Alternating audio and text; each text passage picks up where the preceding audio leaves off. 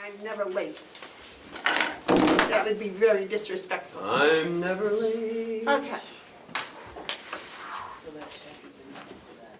We just that, huh? Yeah. Oh, yeah. Okay, can we call to order the Carroll County Commissioners' weekly meeting of January 31st, 2018? Would you join me in the pledge to the flag, please? I pledge allegiance to the flag of the United States of America and to the republic for which it stands, one nation, under God, indivisible, with liberty and justice for all.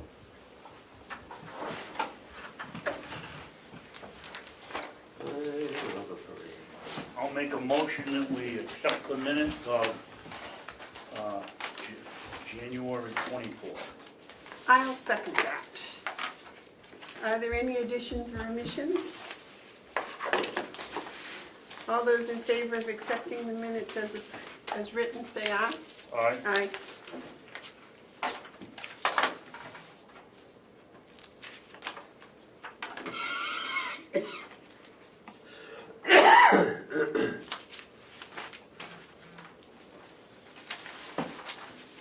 You go, David. You can sign that, please.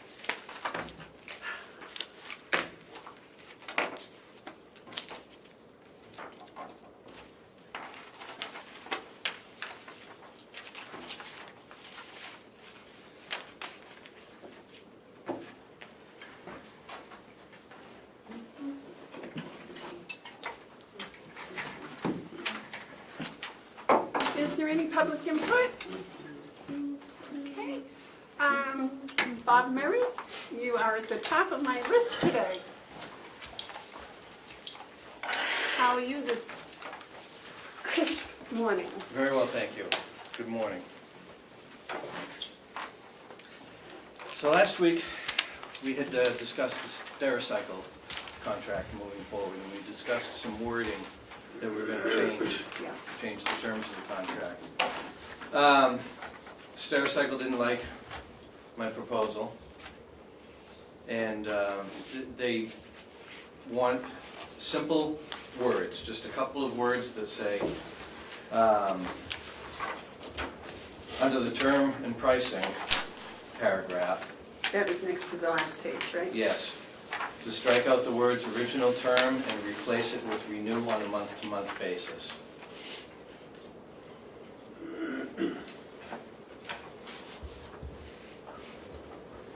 What had you proposed? Oh, I proposed, well, I don't have the wording with me, I didn't bring that with me, but I, Approximately. essentially the same thing, but it was a little more detailed, that struck the automatic renewal clause, and that it would go to a simple month-to-month basis, but they don't want to do any of that, they just want to change the words to renew on a month-to-month basis. But they're going to strike the automatic renewal, right? They're going to strike the words original term. Well, here you've drawn a line. I know, but They wanted to leave that in. yeah, if you go to their comments on the in the email.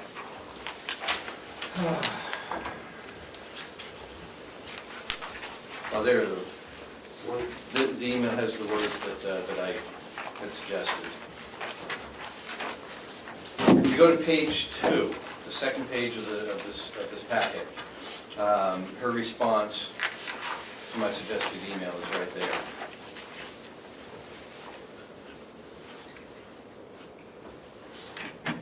Oh, okay, I'm sorry, I didn't read that. I didn't read that. Yeah, that was her response to me after I'd communicated our intent last week.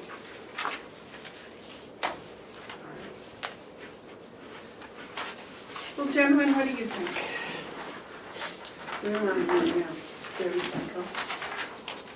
Bob had, here's a copy of his email and her response, and then he had marked them. So essentially we're doing the same thing.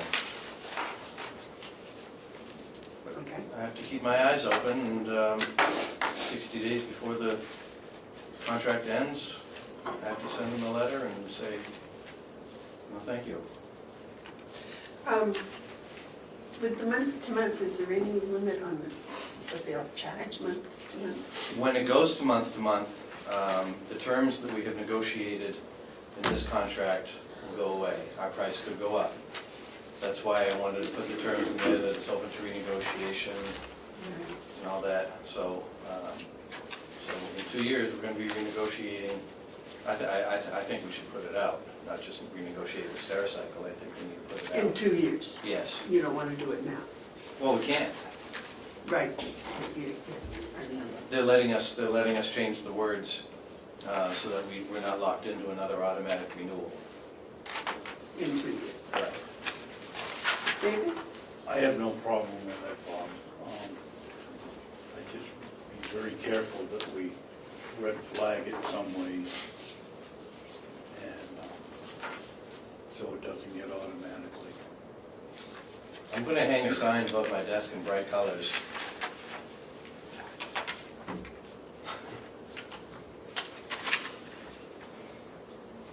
I'm sure there's something in your computer program that you can. Oh, yeah. I'll Give copies of All right, checks that we sent. I guess we made a motion to sign it. Or not. You did. I'll second it. All right. Motion's been made and seconded to sign the Stericycle as revised. Any discussions? Questions? All those in favor of the motion to sign the Stericycle 2-year agreement, say aye. Aye.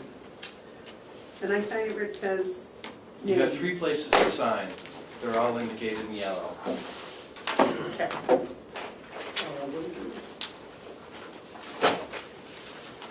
All on the same page, maybe? No, No. that would be too easy.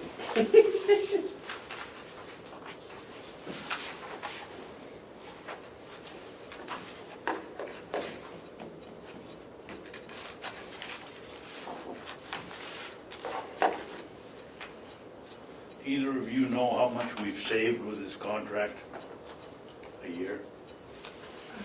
Bob told us last week, $500 a year, was it? It's about $11,000 a year. 500 a month. So, huh? Yeah, 500 a month, yeah, sorry. about 500 a month. No. Oh, yes, from the, Yeah. but not from the original one that we were getting before. The original one, we were paying about $1,200 a month. Almost $1,300, that's where I got my 11,000 from. And then now we're down to just over $300 a month. I think you've done an extremely good job. Oh, thank you. It's the silver lining, that's all. And just, this automatic renewal thing, it's tough.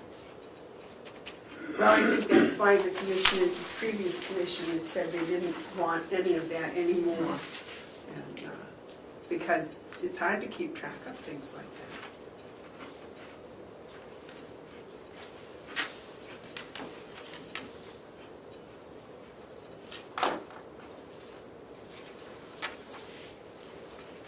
Today is the last day of January. There you go with that. Okay, thank you very much. Is there anything else that you would like from us while we're here? No, not today. Bob, please make a copy of that and put it down. I will. All set? I think so. Thank you very much for Thank you. coming over so early this morning. Thank you. Thank you, Bob. Next, Ken, you want to talk about the draft audit? Yes. In your packet is our auditors, our accountant's audit management letter. We went over it, Kathy and I went over it the other day with the auditors. And these are things that are in the 2016 audit that were identified, and we will create a response and send it back to them. I did want to give it to you today so you can review it and maybe talk more about it next week. But if we can go over it really quick, number one, improve the treasury function. It seems the nursing home is the one that has most of these accounts. Actually, they're all over at the nursing home. I have to get with Joe about the petty cash, Bank New Hampshire, the petty cash, Citizens Bank, the Employee Benefit Fund, and the gift cart. So I guess we have to do more auditing of that than is currently being done. The reconciliation Yeah. seems to be the, Yeah, so I will get with Howie and Joe and come up with a better system where Joe can actually have a better handle on these over at the nursing home. they haven't changed what they've been doing over there, have they? No, It's what they've done right along. yeah. And it wasn't picked up last year's audit? No, I believe it was. If you read 15 also existed in 16. So apparently, Oh, so these were not corrected? All right. right. 2 has to do with the registry deeds, and if Commissioner Babson remembers this, the treasurer, the auditor is recommending that the registrar be taking off of the signing of the checks, or put Joe's name along with her on the check. We ran into that a couple of years ago, and the commissioners at that time decided to let it go as is. There was a little contention between the former treasurer and the registrar. So maybe that's a side discussion to have with the registrar. So what are they recommending? That one, either the registrar be removed as the authorized signer on the registry bank accounts, or dual signatures be required.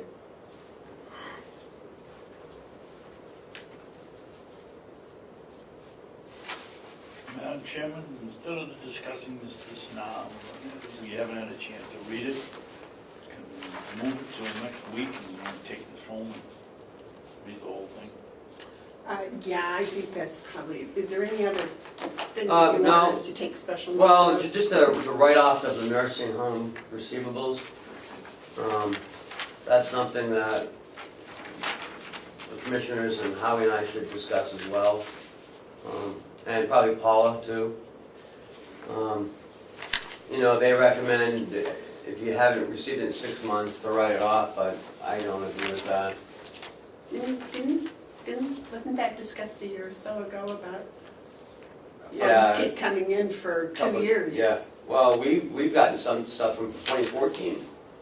So, but it should be, It's a recommendation, it's Right, not, yep. it's not a demand. right, oh, yeah, absolutely. It's always up to the commissioner's discretion.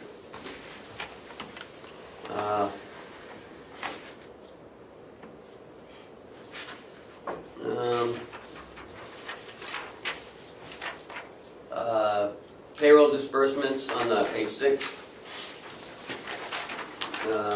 We all know, we went through that labor audit. We all know what we need to do. We have corrected a lot of the issues that were in those.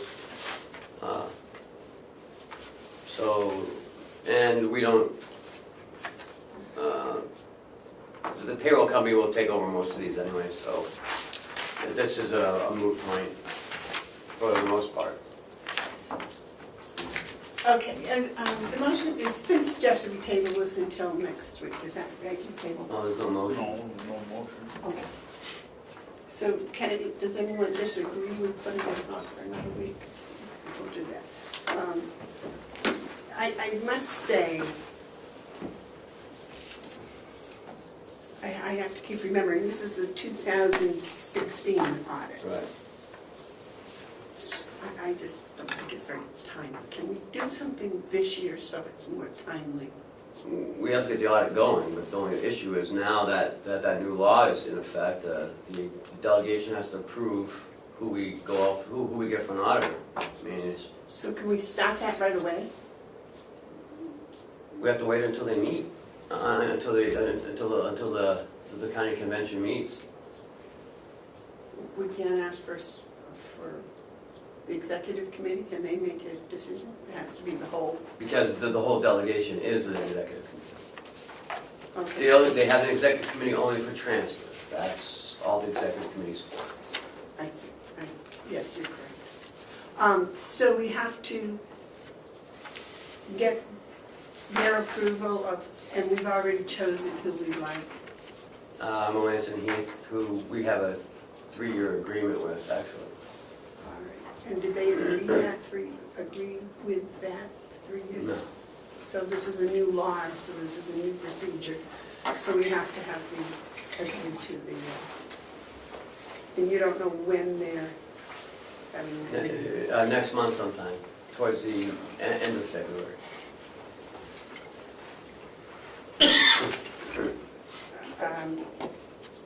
Just a minute, Mark, because I'm a little, it's my understanding that the audit is supposed to be started within, did they pass the new law that it's 120 days? No, within 90 days of the end of the year, which would be the end of February. End of March. End of March. Okay. So if they approve it at that February meeting, they could start the audit by the end of March. So the time is all right. I mean, Still an engaging awful a time contract, I crunch. think is starting an audit. See what? Engaging with a contract, I would think that that's the starting of the audit. I would think. Well, I would like to have them start so that we could end up with a letter before the year's out. That would be my goal. All right, Mark, you had a comment? The law requires that we begin the audit within 90 days or finish the audit within 90 days. I believe it's begin the audit, and then it's completed within 120 days. Was that the new law? The new law is on 120 days. 120 days.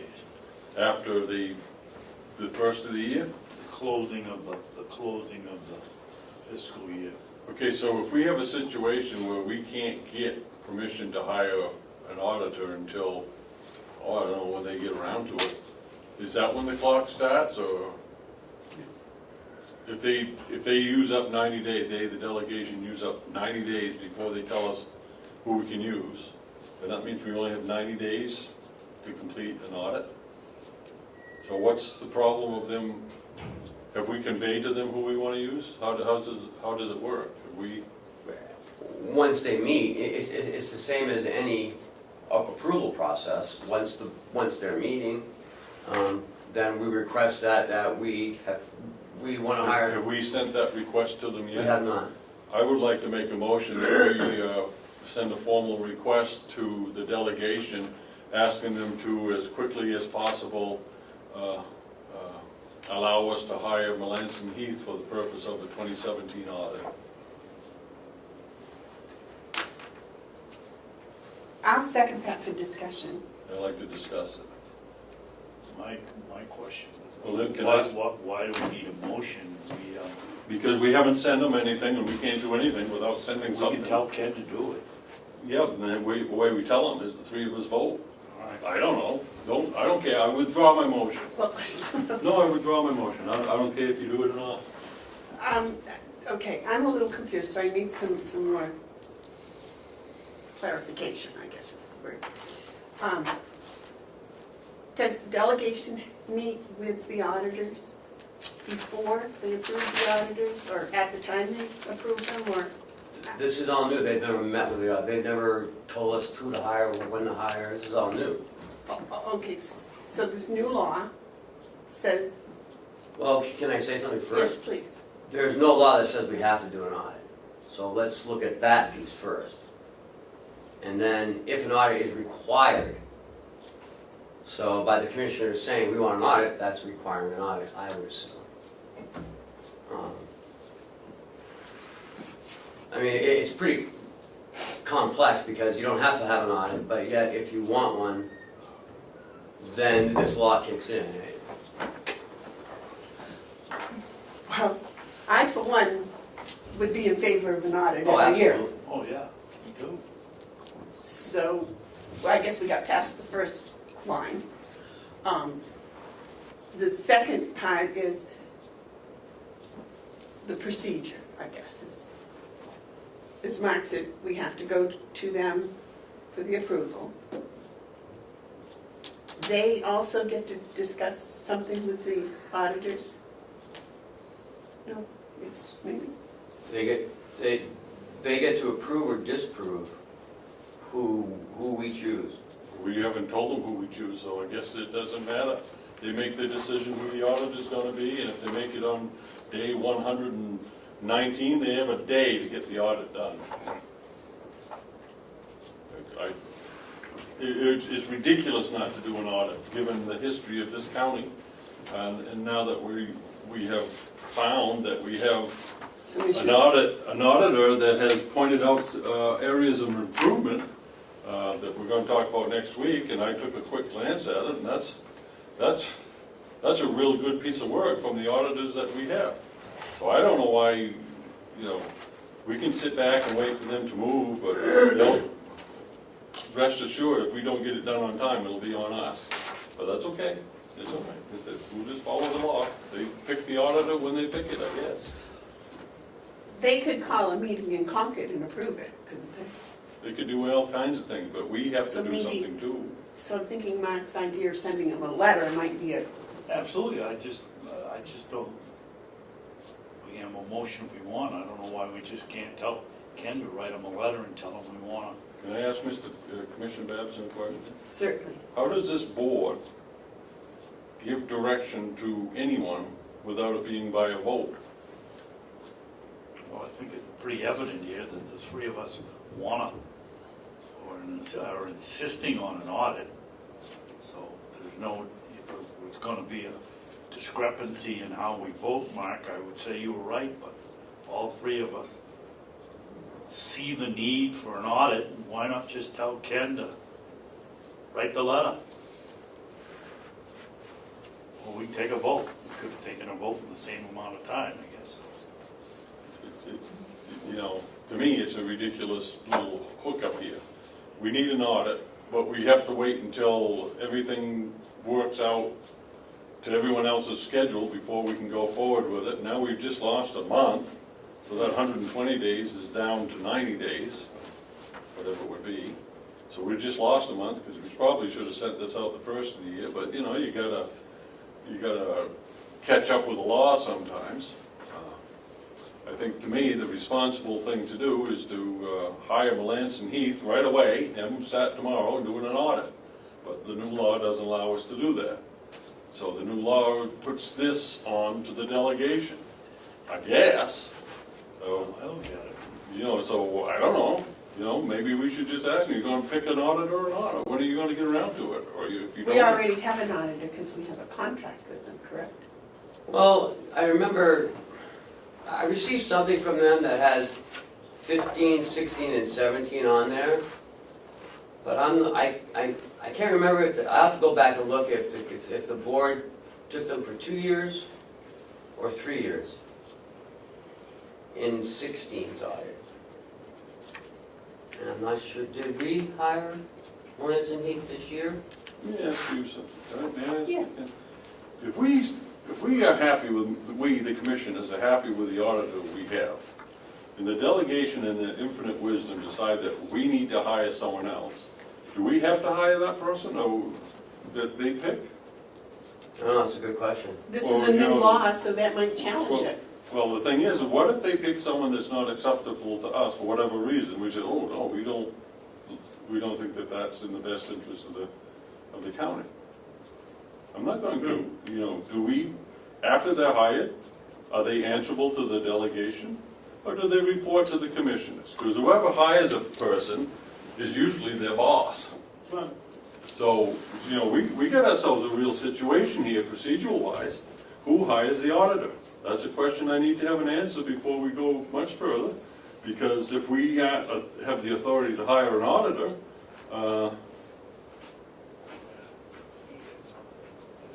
you know, when we get an auditor, the delegation picks out, who do they answer to? This is a mess. Can we amend your motion? I withdrew my motion.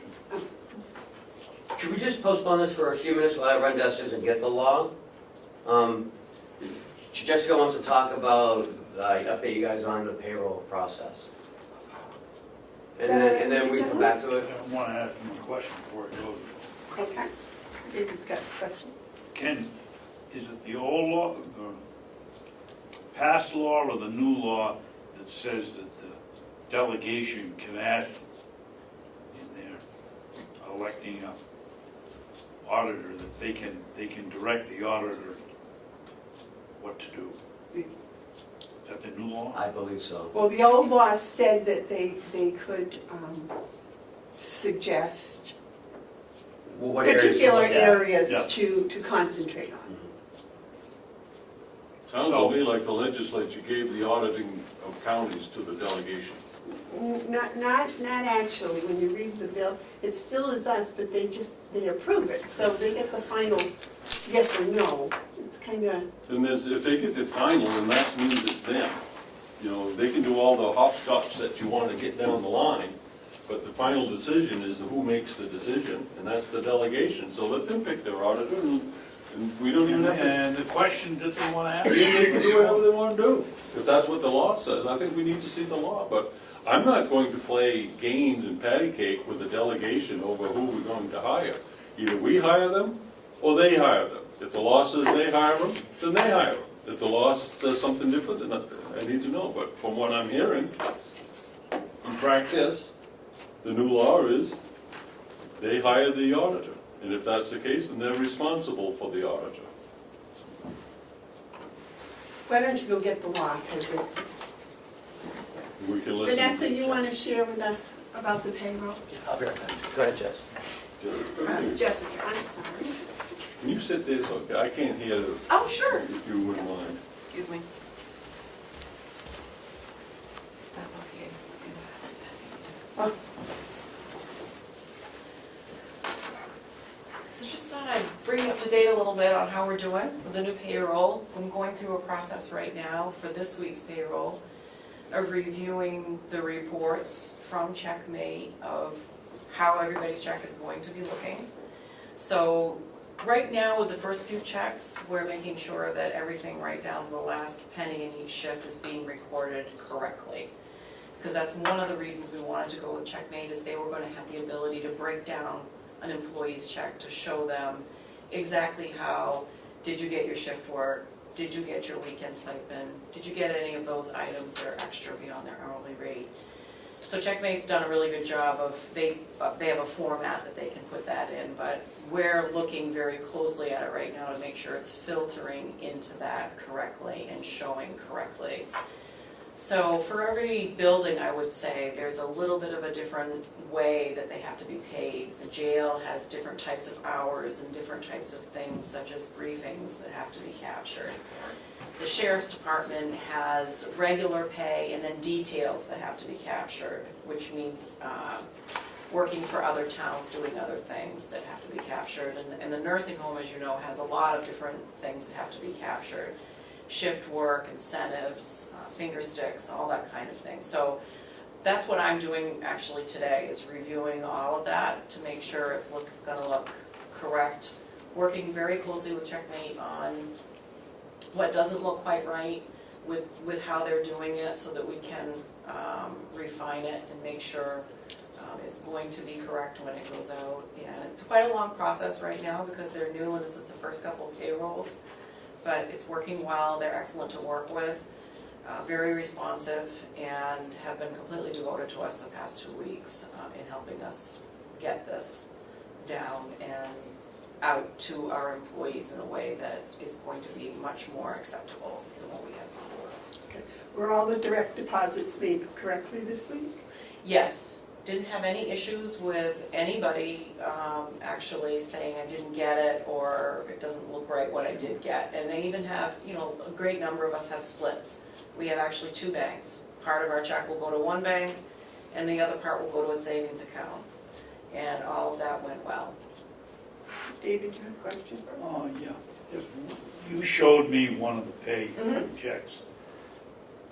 I get the impression that that was the real check going out to some. That's not the actual Employee. check, it's our register. So it shows us what's going to be done on the employee's check. The actual pay stub is going to look different for the Well, employee. it had amounts and. Right, right. They're going to see all that same information. It's just in our format, it's like a register, it's your check register. Okay. The actual paycheck is going to look much more, it's going to be much more easy on the eyes. Here's your pay, here's how it breaks down. Here are the hours that you punched in. Here's any time you used and what you have left. Here are the deductions you took out of your check. So it's going to be a very all-inclusive stub for them. So what you looked at was just the register. Same information, just in a different format.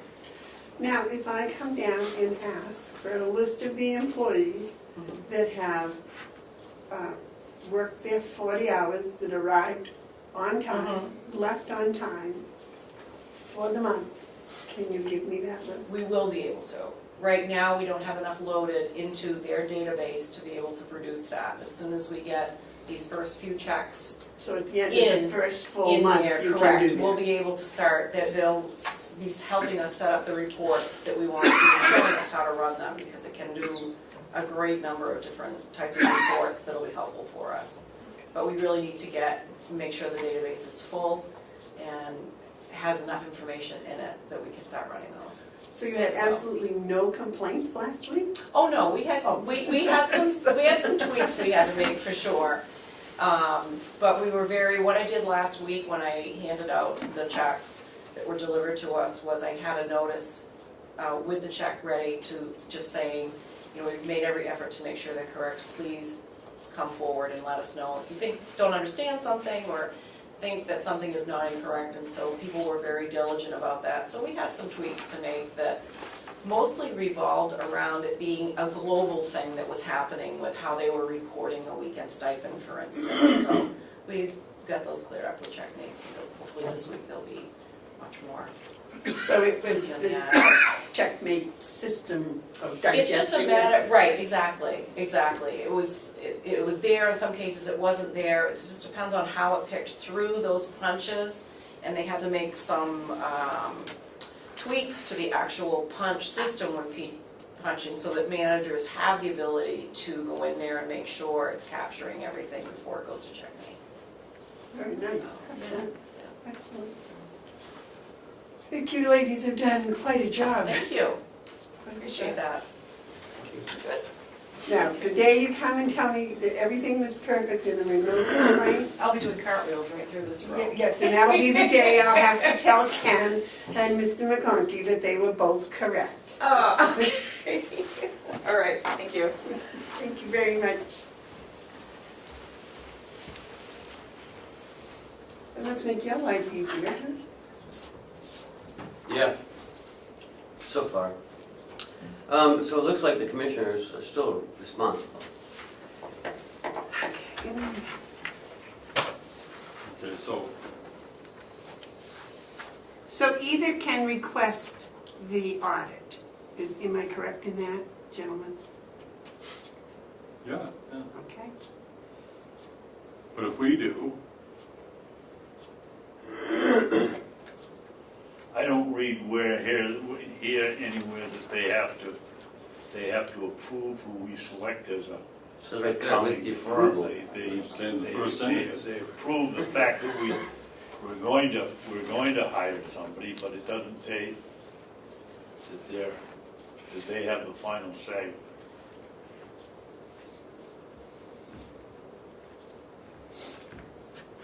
no, it does say, It does, Mark?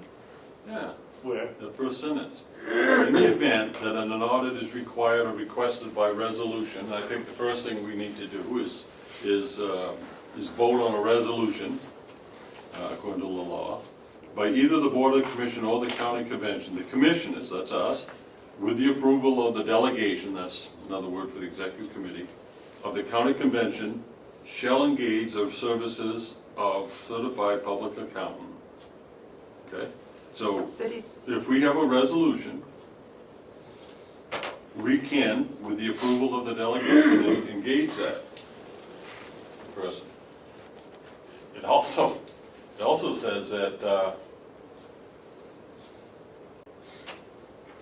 only we can do that. We have to, if we do a resolution, then we can hire someone. If they do a resolution, then we can hire someone. But it has to be with the approval of the county convention. So the first thing, for my reading of this, is if we want to do a audit, then we pass a resolution. And then we can say we're hiring whoever we want to hire, and that is subject to the approval of the delegation. All right, so the rest of it is canned language until you get down to the last part. It says the audit shall be completed within 90 days following the close of the county fiscal year. That's March 30th. We've already lost a month. We haven't even hired anyone. And I don't know if any firm can do an audit. We haven't even closed the books for Right. 2017. All right, so let's talk about that. With the close of the county fiscal year, doesn't matter if we close the books, the fiscal year is closed. So we have to do it by March 31st. It doesn't make sense, because But we can't hire an auditor. First thing we have to do is pass a resolution, and we should do that today. And then we should send notice that we're hiring Melanson. It is our intention to hire Melanson and Heath, if that's what we want to do. And we seek their immediate approval. When they meet and how they meet is up to them. But if they don't meet soon, it's going to make it very difficult to hit that 90-day threshold. yeah. okay, now I'm a novice at reading laws, but laws are supposed to be written so that the normal person on the street can understand them. But they're written by attorneys and they don't do it that way. So this little country farmer is reading this, that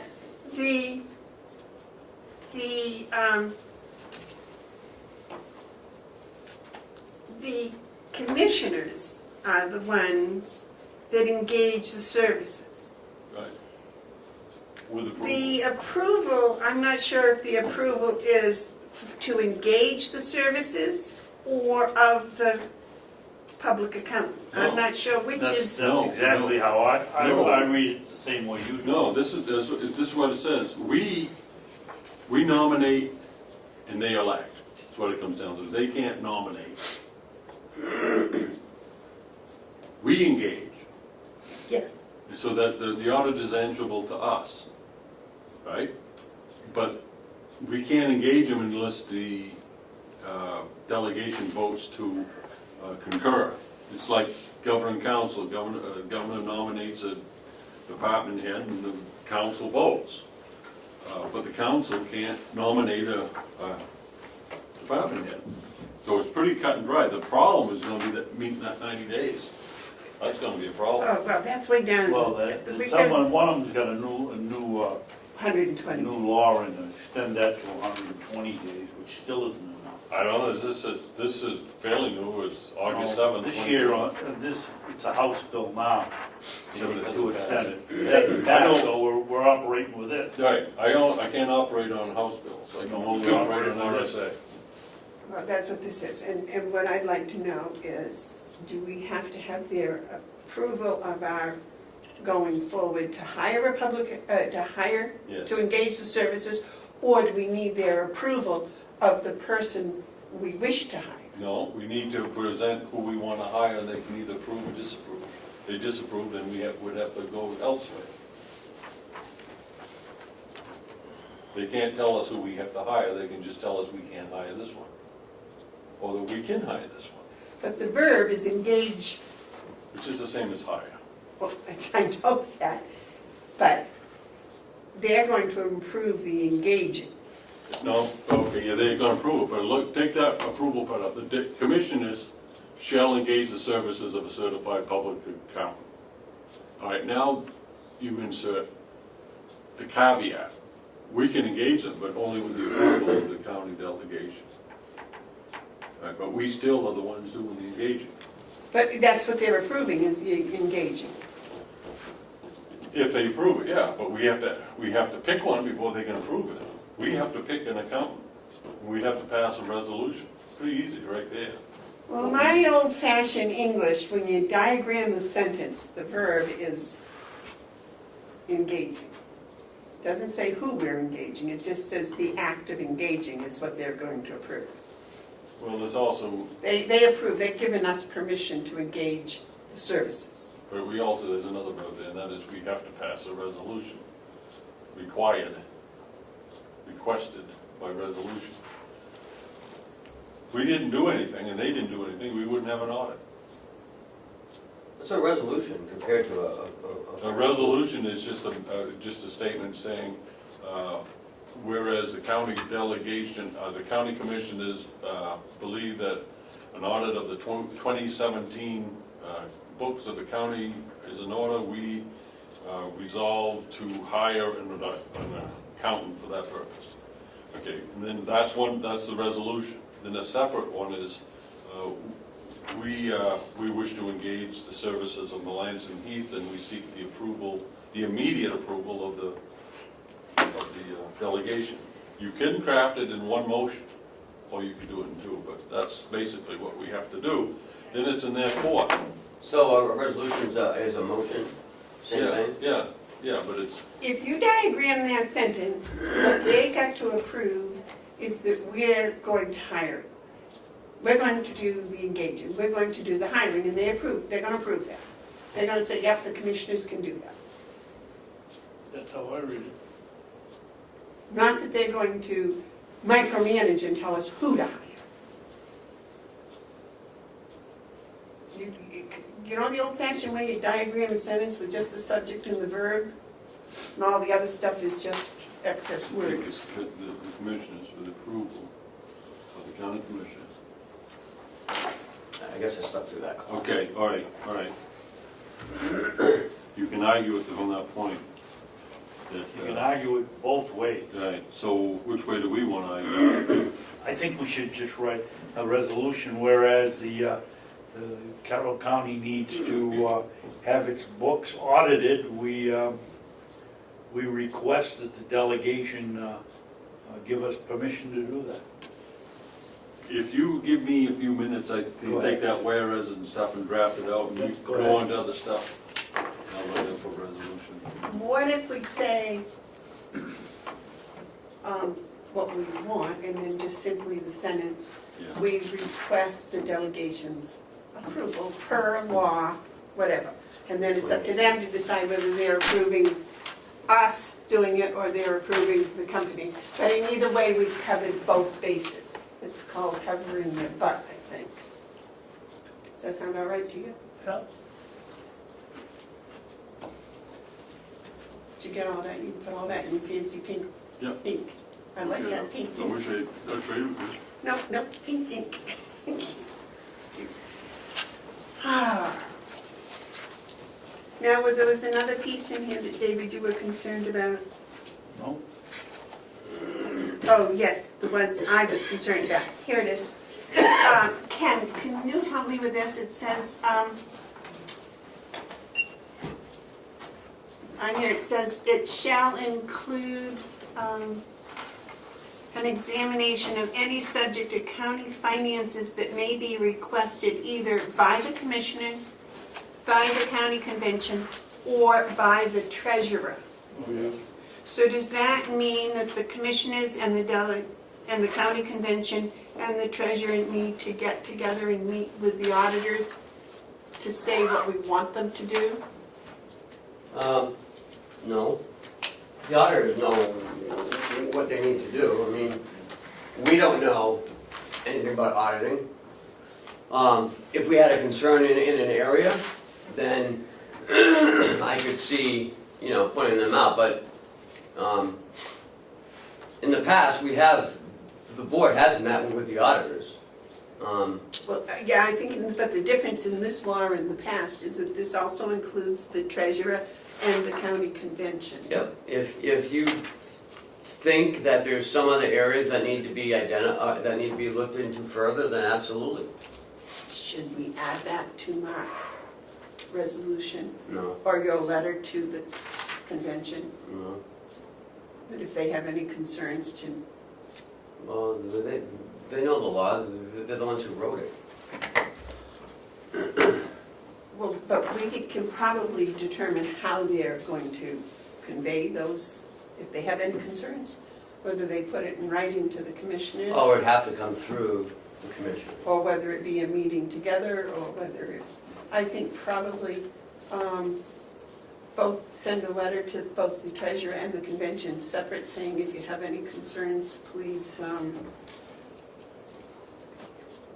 How about if we just engage the auditor and then go from there? have them send those concerns to the auditor? No.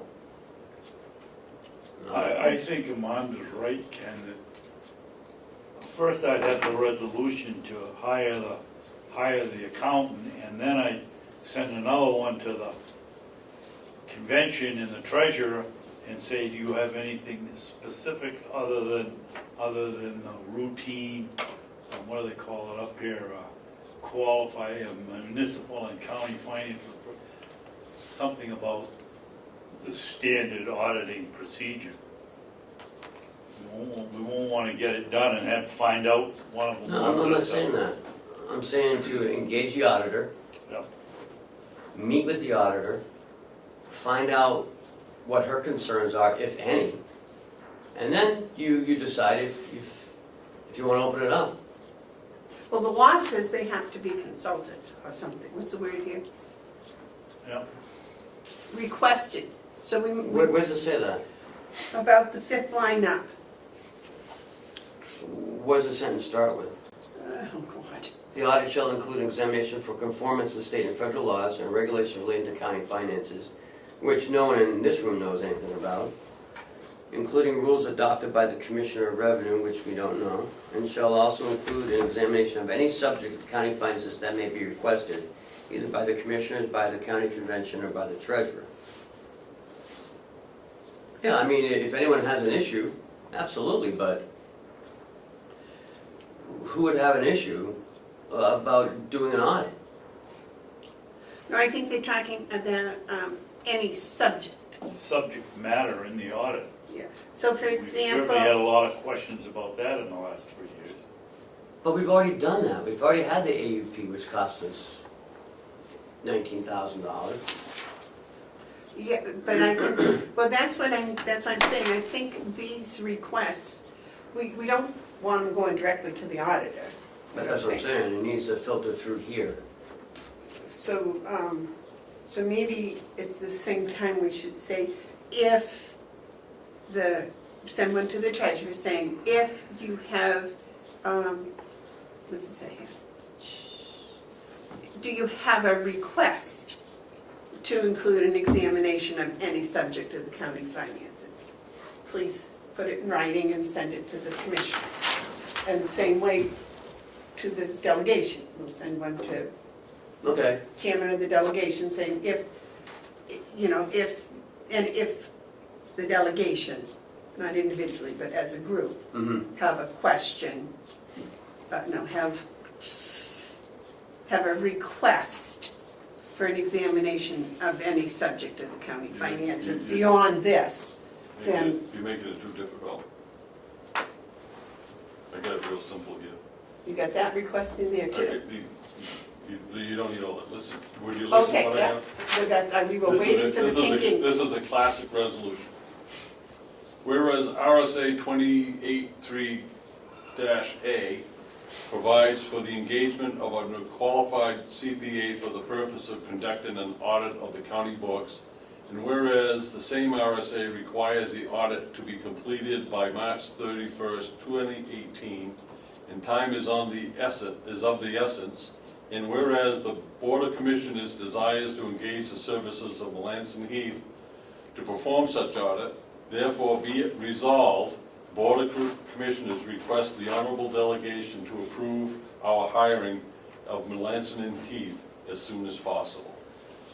I just changed one thing, Mark, on the very first, you call it the books. I borrowed from law. It says right here, conducting an audit of the county books of accounts. That's exactly what I got in there. Okay, I would have used the word finances, but Yeah, I know, but I just used the RSA and quoted the other stuff. In the last sentence. Yeah, resolve. Yeah, go ahead. Resolve the Board of Commissioners request the honorable delegation approve our hiring of Melanson and Eric, Heath. no, just our engaging, or our engaging, of Melanson. engaging the services, period. Or Melanson these and services. Heath. No, No, you gotta ask for their approval. You've already said in there what we wanted. But it says, well, we can only hire. Well, you're saying that they only approve us hiring someone, not who we hire? Exactly. I think that's what it says. I think it could be read either way, but I like, if we're gonna hire Melanson and Heath, why not put it in it? Closes the discussion off or makes it clear. It's already in there, isn't it? Didn't you already say in one paragraph, in one sentence about that, we were hiring? Yeah, but I wanted to be clear in the resolution.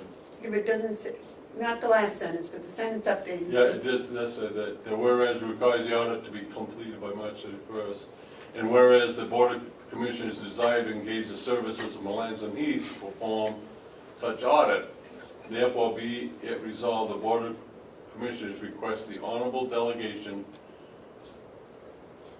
approve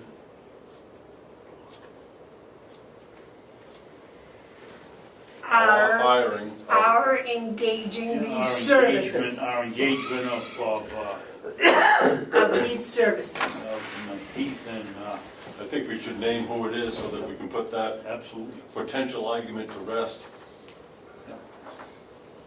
Because you don't want a bidding war between who they might like and who we might like. They can say, no, we don't want you to hire Melanson and Heath, and they can refuse our request, and then that's that. Okay, well, Okay, so we've got a discrepancy here. So you could use to say Let's have a hiring. motion, since we don't. he's got a motion. Well, the other That's thing his is, motion. the other thing is, you could say the hiring of No. county audit. But the thing here, it says the engagement. So you might just say this engagement, period. Approve This engagement. the, no, I think you want to be The exact. engagement of Approve the engagement Heath and whoever. for, You realize, gentlemen, I'm gonna get a lot of grief on it, but I'll go along with you guys, so. of conducting.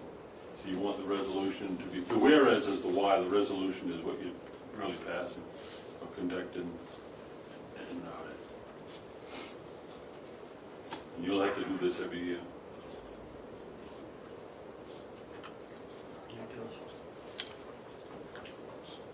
Are there enough municipal or county auditors out there to do There's a lot. I think when we went out to bid, RFP? when we went out to bid, but we only got back like 2. Why don't I didn't put that in as a motion, Cheryl, I'll hand you this so you can, Make it, that's the motion, I'll second it. okay? Okay, you wanna read that last sentence as you rewrote it?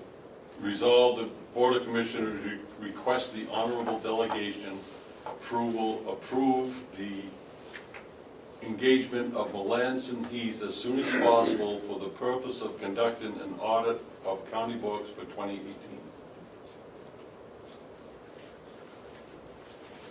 I'll make that as a motion. Second. Okay, motion's been made and seconded. All those in favor say aye. Aye. Aye.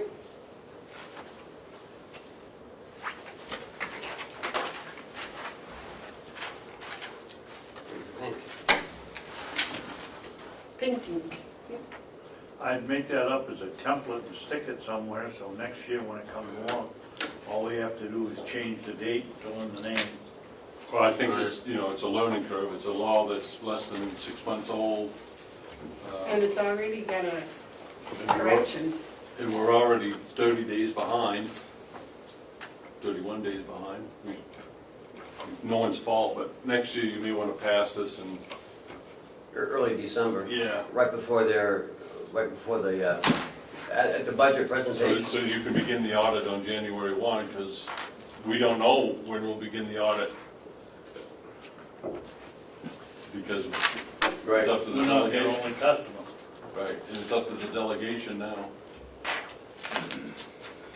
So, I guess we need to be ready for when this isn't done March 31st, on how we're gonna explain to the delegation that we're out of compliance, but, we can have Jason prepare a nice cell for us, breaking the law, I guess.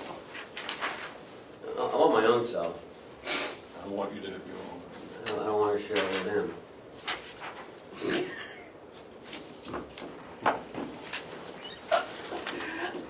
I just want to be released to work on the farm. Okay, approved engagement.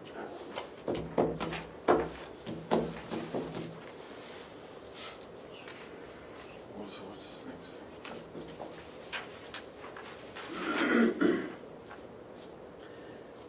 Okay, for me. Any other discussion about that, gentlemen? We can move on. Howie is here for his cost report, I believe. In your packet, you have two cost reports. You have the one that was submitted last week, and you have this week's. Because you wanted Howie to have a couple of items changed. In the January 24th one, you'll see I've highlighted on the page 3, I believe, or page 2. Changes. The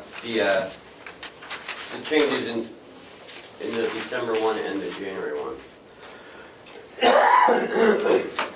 You would raise concerns about the inclusion of out-of-pocket expenses and also about it being characterized as an estimate rather than a cost not to exceed. And Baker Newman Noyes readily made those changes to eliminate reference to out-of-pocket expenses and to cap the expense at the amount listed.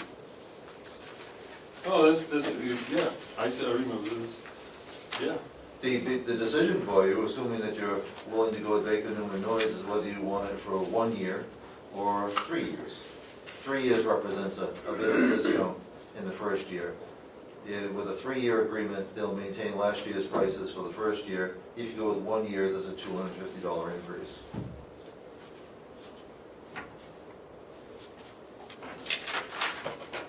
Okay, this is the one I wanted. The above fees are inclusive of out-of-pocket. Okay. So yes, good job on that one, Howard. So all you're asking for is whether we want 1, 2, or 3? 1 or 3. Oh.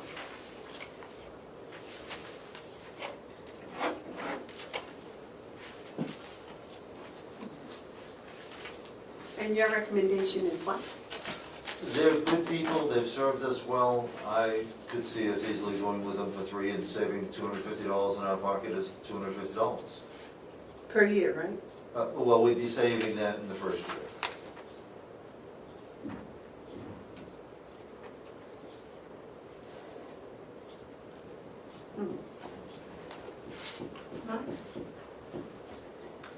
Now, this isn't an automatic extension, this is a commitment for 3 years, and we went 3 years. Fixed 3 Because years. automatic extensions are not, we're not doing that anymore. This is not auto. So this is a contract for 3 years and potential savings of $250 a year or so, well, $250 for the first year. yeah, the first year. Okay, so, I guess my question at this point, and I'm pretty impressed that what your report, that they readily made these changes. That's a good indication. So, tell me why these are the best ones. This is the best one. I know you did last week. Tell me how this serves you. There aren't many people that do this well. The Medicare and the Medicaid cost reports are required. And it can be a little bit confusing. There had been for the longest time, one person, one gal, who did it for most of the county homes and many of the nursing homes. She had health issues and actually subsequently died. Baker Newman Noyes has come in and picked up the vast majority of those accounts. They've been a pleasure to work with.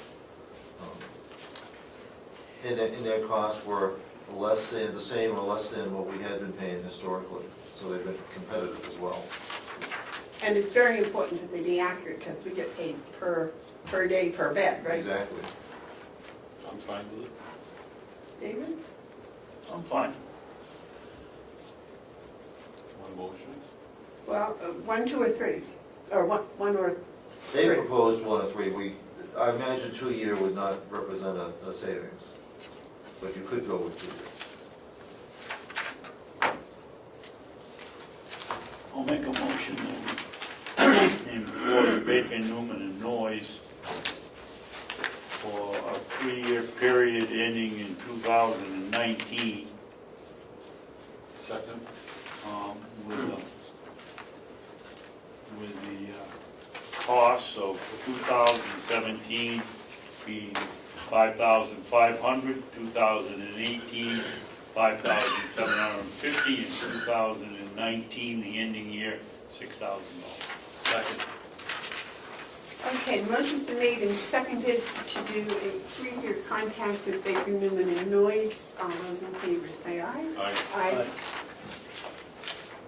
The only other thing I have for you isn't for action, but just in response to requests for information, Commissioner Babson had asked for, in preparation for going out to bid for pharmaceuticals, the cost of them. I think you actually requested the top 15 or 20. I expanded that to the top 25 by dollar item. Thank you very much for getting it done. You could pass those along. And Howie, I don't have to sign this, you sign it, right? well, I think that's one of the mistakes that Baker Newman Noyes did. I think it'd be best if you crossed my name out and signed it. Oh, I'm not crossing your name out on anything, Oh, sir. no, well, it shows for signing the contract, or otherwise modify the motion to authorize either Ken or I to sign for the county. Howie, do you have any idea roughly what these top 25, what the total expense is, It is, somewhere roughly? I think it was around $40,000, but that's not much more than a guess. And when I reviewed those medications,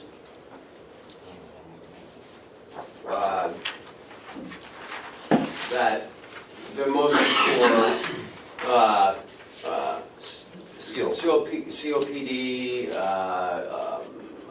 there's muscle relaxants, a lot of breathing stuff, flu medications, just, there's nothing out of the ordinary that I saw. We're actually careful. We do a drug evaluation at the time of admission. Our out-of-pocket expenses for pharmacy is for our short-term skilled rehab people. And there are some drugs out there that can cost $1,000 a day. And that's a factor in our ability to accept somebody. If their medication is going to cost more than what Medicare is going to pay us, unless there's an extraordinary charitable need, it's a factor in there in whether or not we can take them or not. Now, this is for the long-term care. This is for the short term. Skilled. For the skilled, Okay. short-term rehab, pharmacy, but it still adds up to a lot of money. And for reasons unrelated to the cost, it's time for us to be looking at a different provider. Well, and of course, as Commissioner Babson can well attest, there have been problems with the provider, not in terms of the quality of care or service, but in terms of how they manage the account. It's been problematic, that's been aggravated since they've been acquired by CBS.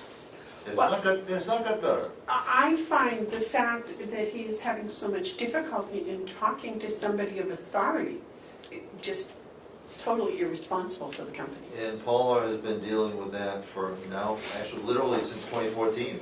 No. Right, so I think the new company is probably quite So they don't give you a blanket, it's, well, they can't, I suppose. Now, these highly infectious diseases like MRSA and things like that, those require a lot more than just medicines and things. Those are expensive to deal with, aren't They're they? expensive to deal with because of the precautions, the isolation precautions that they go So you into. don't necessarily ask for them? No, but we do take back, our own residents that go out, we take back no matter what the situation, skin wounds, precautions, whatever else, we always take care of our own. But we have to be very careful, and it's, some things like MRSA can be well managed, but we have to be very careful and selective. But they about are it. expensive too. It's really expensive and time consuming. We do have the wonderful advantage that no other nursing home, public nursing home in the state has of having all private rooms. So imagine the situation if you had two people in a room and you brought somebody in that had an infection. It gets to be very difficult then. It's relatively manageable for us, but we still have to be very, very careful. Because the expense would outweigh. Exactly. Especially if it's for a short term. And if it's one of our own people coming back, you just bite the bullet and do it. But if it's going to be for somebody who's only going to be there 5, 10, 15 days, it's hardly worth the effort. For the extra money. Exactly. I mean, we have to, dollars and cents, yes, sir. We sent a certified letter with return receipt to CVS Omnicare last week. Yes.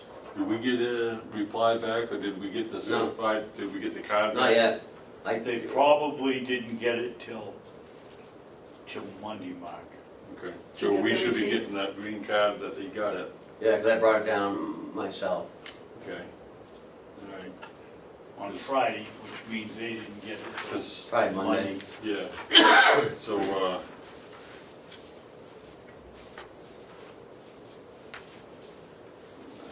I guess it sounds like we're severing relationship with this company.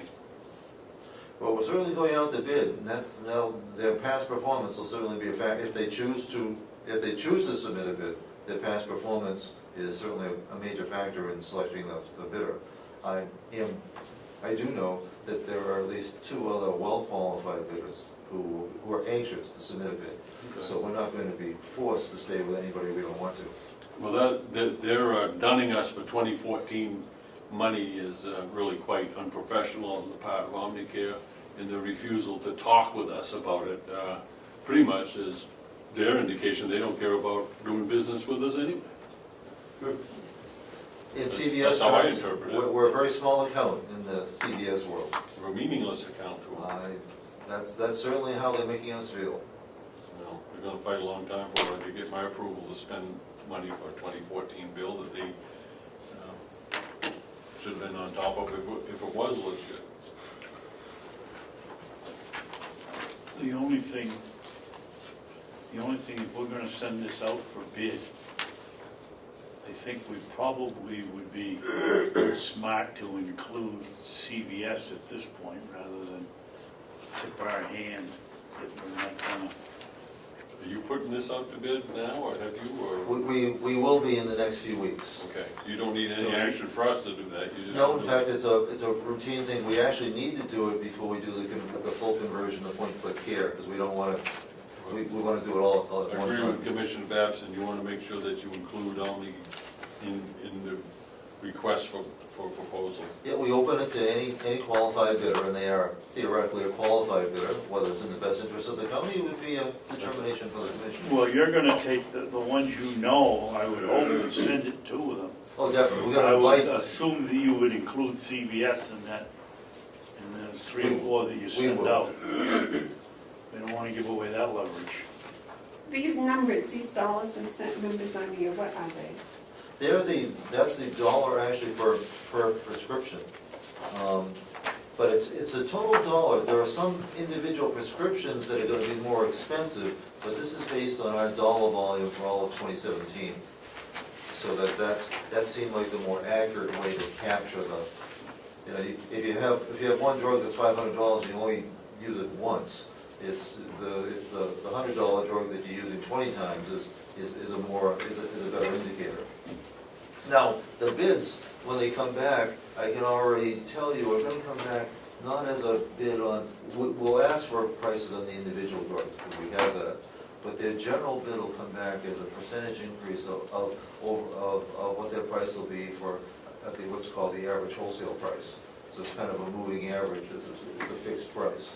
And ours is a significant discount. The average wholesale price is a significant discount to retail. And that price is standard for all the companies. It's kind of like I guess if you're looking for money, kind of, it's like a moving index, but you can check it. So that at a different time, if it goes down, our prices go down. If it goes up, our prices goes down. But it's not because they set it. It's kind of like the consumer price index. But, okay, so all of these pharmacies would use that same, Correct. right. David? I would suggest if we go out, that we put the format that we want them to bid on in the request, so that we don't get one that's working from one level of pricing and another one that's working from another, and a third that's giving us the end price. Let them all, whatever you use as a standard, minus the discount equals what we're gonna pay. Definitely. Is there a number of So different we things? get all three of them the same, or 4 or 5 the same. We want to make it as close to apples as we can. So could you just say the bid will be the percent below this index you're talking about? Well, a portion of the bid request will be pricing. You know, what is your pricing relative to average wholesale price? What are, for comparison purposes, your price on these 25 drugs? But then it also gets into what they're going to provide in terms of consultant pharmacy services. How often will the consultant pharmacy be coming to us? Can't we tell them? We're going to say we expect it to be monthly, but if we had a bidder who said that person was going to be out more often, that's at no cost, that would be to our benefit. We want to leave open to them to provide more services, but we're going to say our minimum is going to be minimally monthly, including quarterly CQI meetings, what Lori needs for reports, what we need to submit, what kind of paperwork. There's a big component of what we do. We have what's called an emergency kit. The pharmacy owns a number of medications that they store on site, so that if we need something at 3 in the morning and we need it urgently, with the pharmacy's permission, we open their supply, and they process it. They actually own it. We actually want to be sure of what they're going to supply, because quite frankly, the broader that supply, the better it is for us, the less valuable it is for them, but we want to protect our residents first and foremost. So there's a number of different things that will go into that bid, but we want to make it clear what we want them to bid on. I would think that on-site closet would be a minimum. Yeah, that's required, but how extensive it is, they have some discretion. We want to know, we want to encourage them to be as extensive as possible for their benefit, for their benefit and ours. Gentlemen, anything else, Bob? My only other update for you is that Roxy, Hold on, before we move on to that. You asked if there's any more on this, let's use this.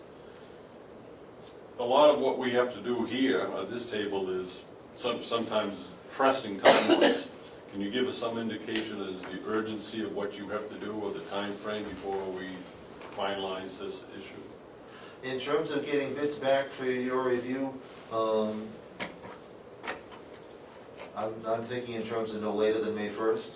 Okay, so this is not an urgency. It's not urgent, we have our problems with Omnicare and their paperwork, but their delivery, their service, the quality of the end service is actually fine. They do a good job. Their pharmacist has been good. And their contract isn't up for anything. It is.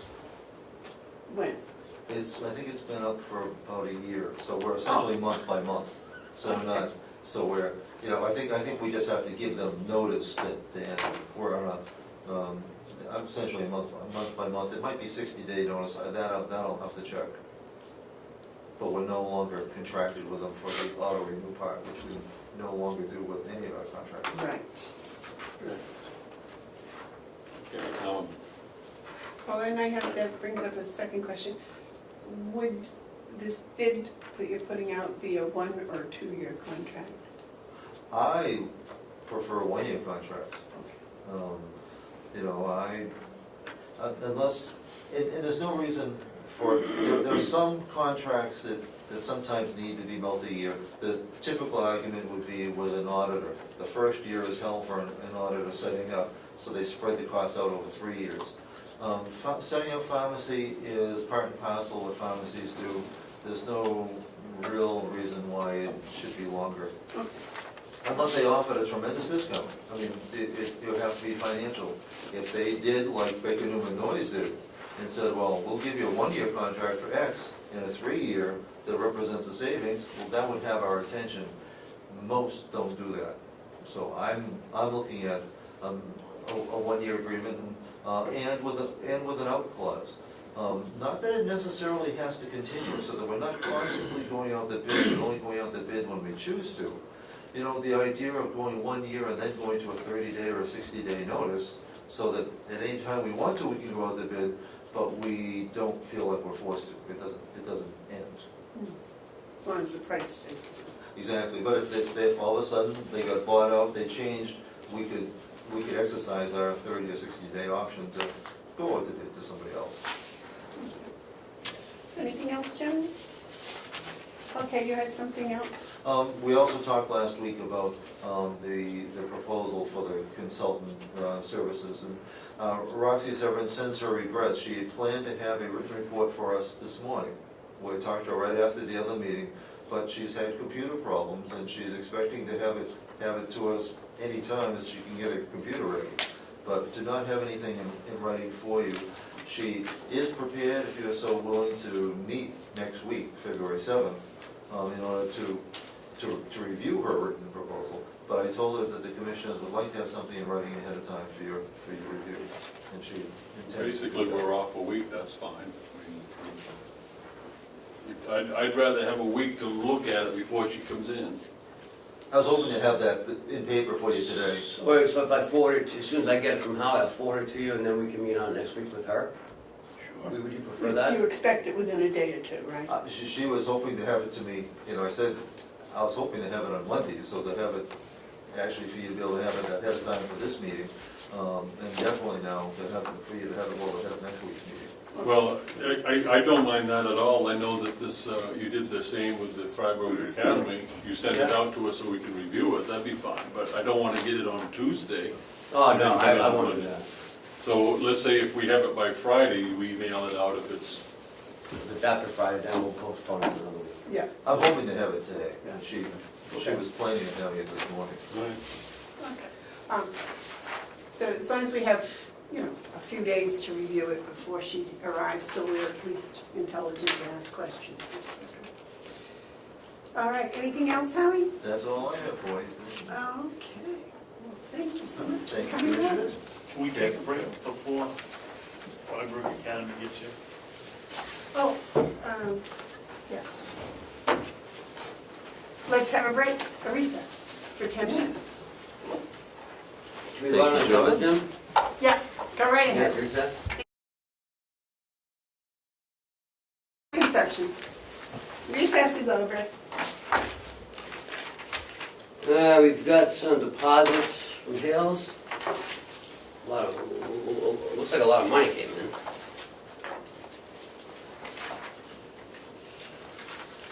do we take action on the deposits?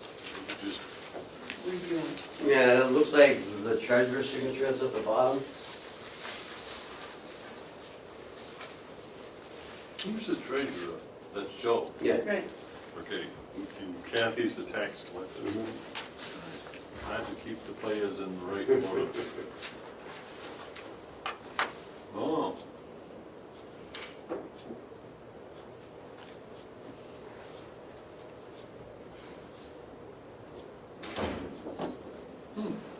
Do we have any checks to sign? Mhm. Okay.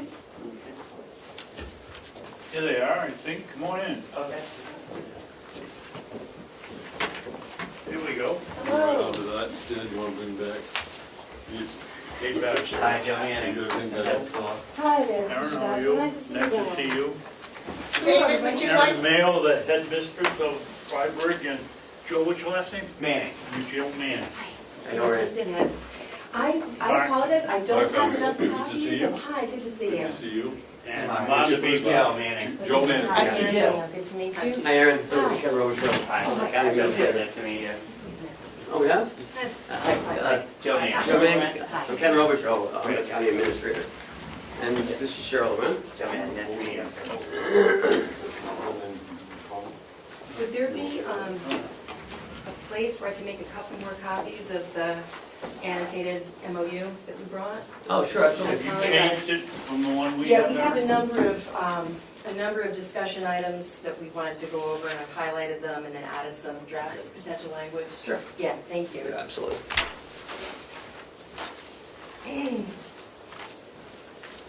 Beautiful drive down here. I don't think Joan or I have ever been off 16 to come this way. It's really pretty. Oh, That's hard to believe, living in Freiburg, you, I've been on 28, but I haven't taken this turn yet. oh, then you've missed a wonderful part of the Yeah, area. it's lovely. how's everything up at the school? You doing fine? Going very well. Having a good year and beginning a major capital improvement. We're hoping to break ground by May for a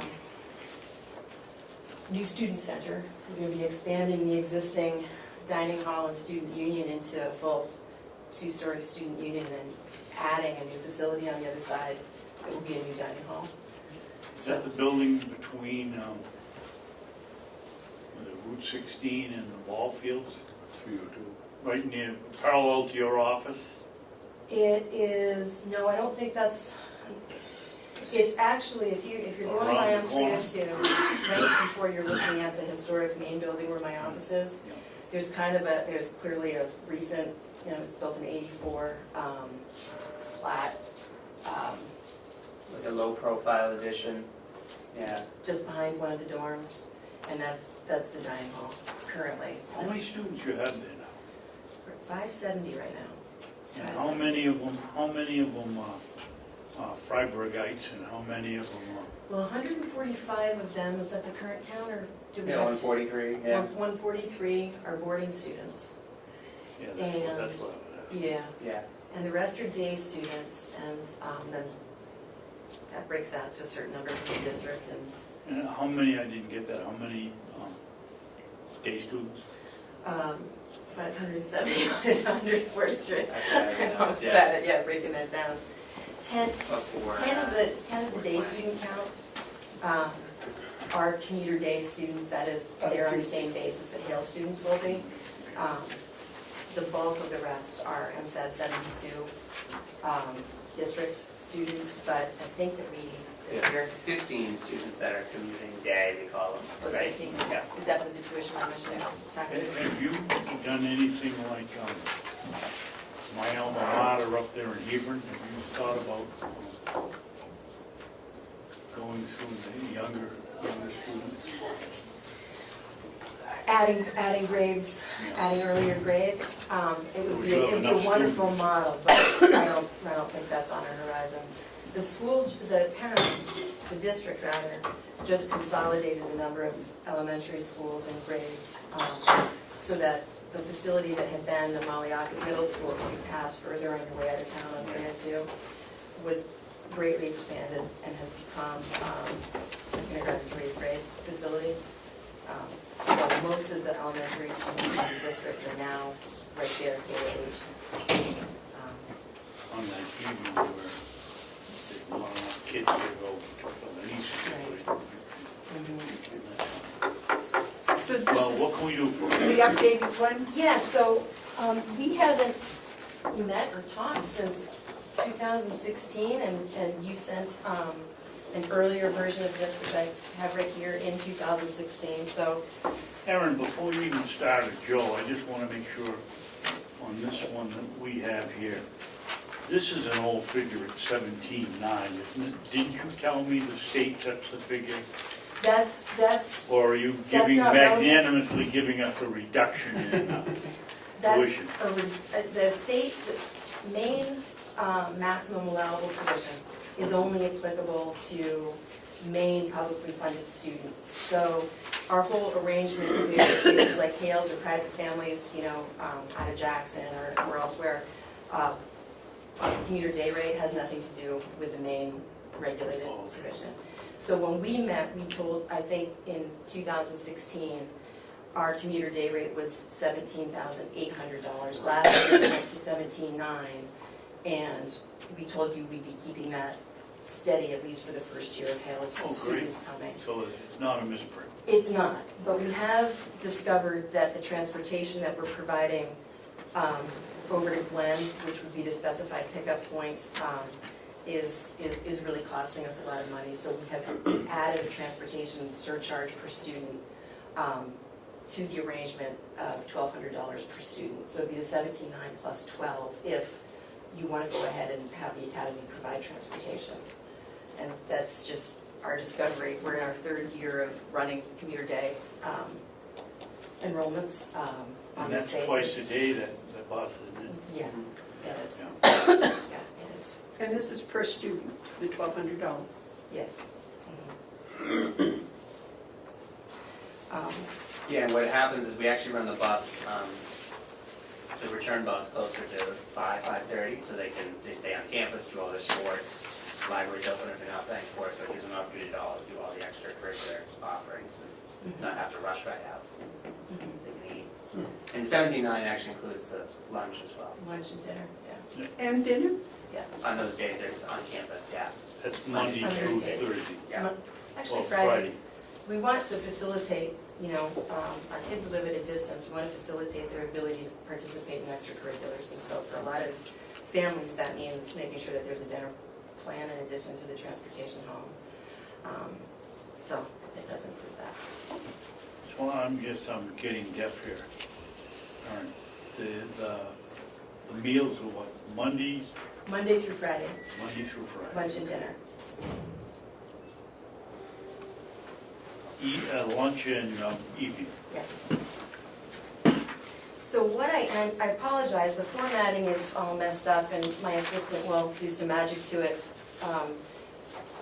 We changed the format from the PDF that we received, but anyway, the things that are highlighted in yellow, we had some questions or want to provide you with some information. So those are today's discussion items. And then you see the text that's in blue is language that we've altered from the original, and certainly we'll discuss that as well. But on page 2, on the initial commitment, my recollection when we talked about a 3-year commitment to begin was that we were talking about entrance at 10th, at least the youngest entrant being in 10th grade, so you wanted to, but I don't know what the complexion is for next year's enrollment, how many students you're aware of right now would be coming?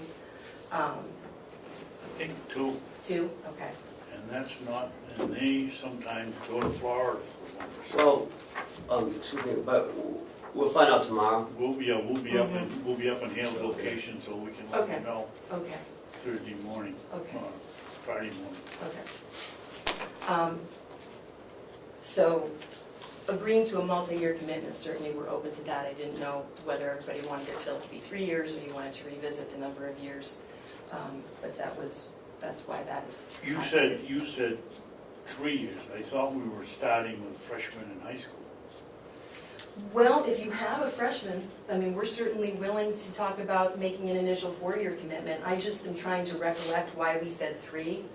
I know Because it's again, that too, and I can't remember what it was. But one of the problems is we don't know who's gonna buy these homes in Hill's location. We could get two freshmen who would go 4 years. One of the things we wanted to do is, and you have it in here, is if they start, they finish, provided they're not a problem. Right. So I think that we'd probably be looking at, if we have freshmen, make it a 4-year. Okay, so we can. Is that all right with the board? I know I'm superintendent of schools, but It seems if they're going to, once they start, they're going to let them finish. it'll be 4 years. But that doesn't mean we're committed for 4 years. We could change schools and they would still take the student for 4 years. I'd go 10, and now let me explain to you why. You're going to have, we want to establish something for eligible students regardless of grade. So we don't know who's coming, who's going. Something as important as this needs stability. 3 years is typical with certain contracts, but I think when you're entering into a tuition contract, I think you want to work either 10 or 20. You need to make a commitment, because in those commitments it sets things in motion. Now, I'm sure the number of students from Hales isn't going to determine whether you build onto your college, your student union building, but at the same time, it's a determining influence. So I think for both the stability of the district and the stability and planning for the academy, it should be 10 years, not 3. May I ask you a question? When does the bond for the new high school expire? Not soon enough, no. I know that. 2023. But we have tuition contracts with various, we're talking the county Yes, school district. until 2023 or 2020? 2026 for some, 2025 for others, 2029 for one. It's, you know. So the price up there. But they is- were all, when they were signed, were 20-year commitments. That allows for planning.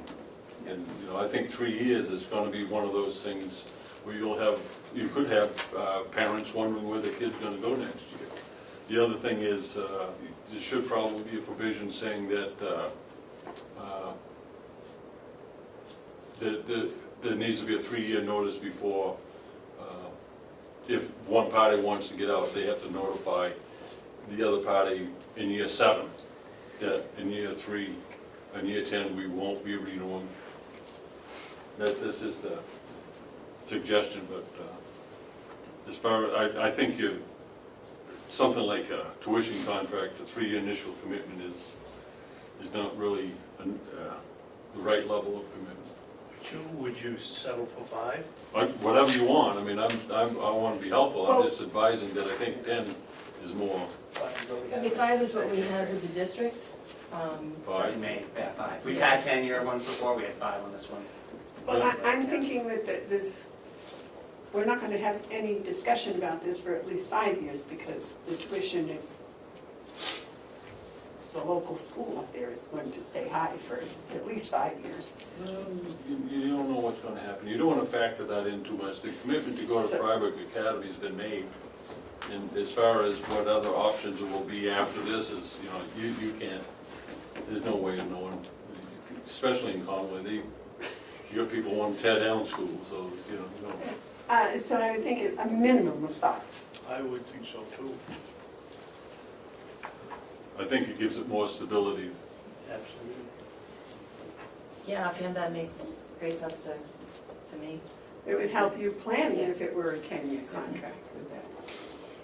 10-year would probably require more discussion with my board, just because we have intentionally moved away from that kind of lengthy arrangement with any particular entity, but I can, 5, I don't think would cause anybody any concern. I'd be okay with 5. I'm good with 5.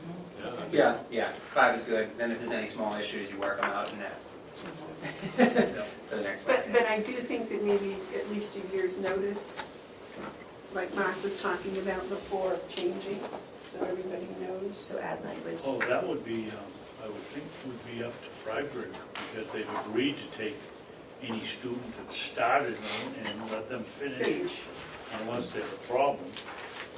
So No, they keep them even if they're a problem. Okay, so think this through here. You're in year 4 of the agreement, and you have a child who is in 8th grade and going to go to high school the next year. Where's the stability there? I think you need to have a 2-year notice. I think you've got to note if there's not going to be a renewal, that has to be, there has to be notice given. That in year 3, you're going to send a notice that we don't intend to renew after. Or the renewal in general is done in year 3. You could say. That's Either way. Standing. Yeah. Either way, you I think want that's it. how our local one is, so we don't wait till the end of it. Right. What is it, Joe? Do you notify them in 3 years? Or that we just plan to, in year 3, meet to renew or I not think renew the contract, Right. which is some language like that. that's healthy, because then you're having a conversation also about if You it's never working renew out. last year of the contract that way. Right. Re-up it for 5 then, or. And people have plenty of notice ahead of time that it's either continuing or not. Yeah. So Very it's nice. year 3 intention. Is that in this someplace? Well, we can draft that in and Just put it right at the end of some, I'm sure.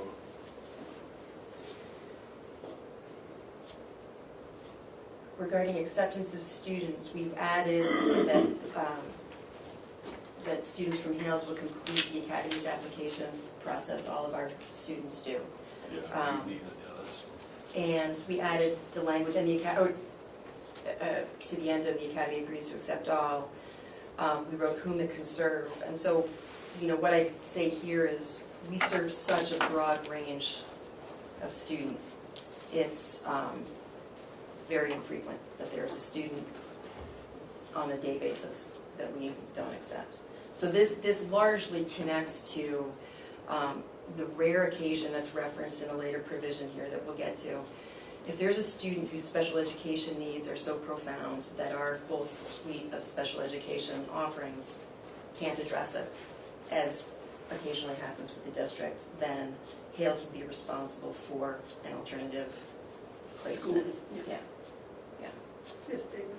I would like to make sure, Aaron, that this doesn't preclude any student other than somebody with special needs from being eliminated because they're not the smartest kid in the class.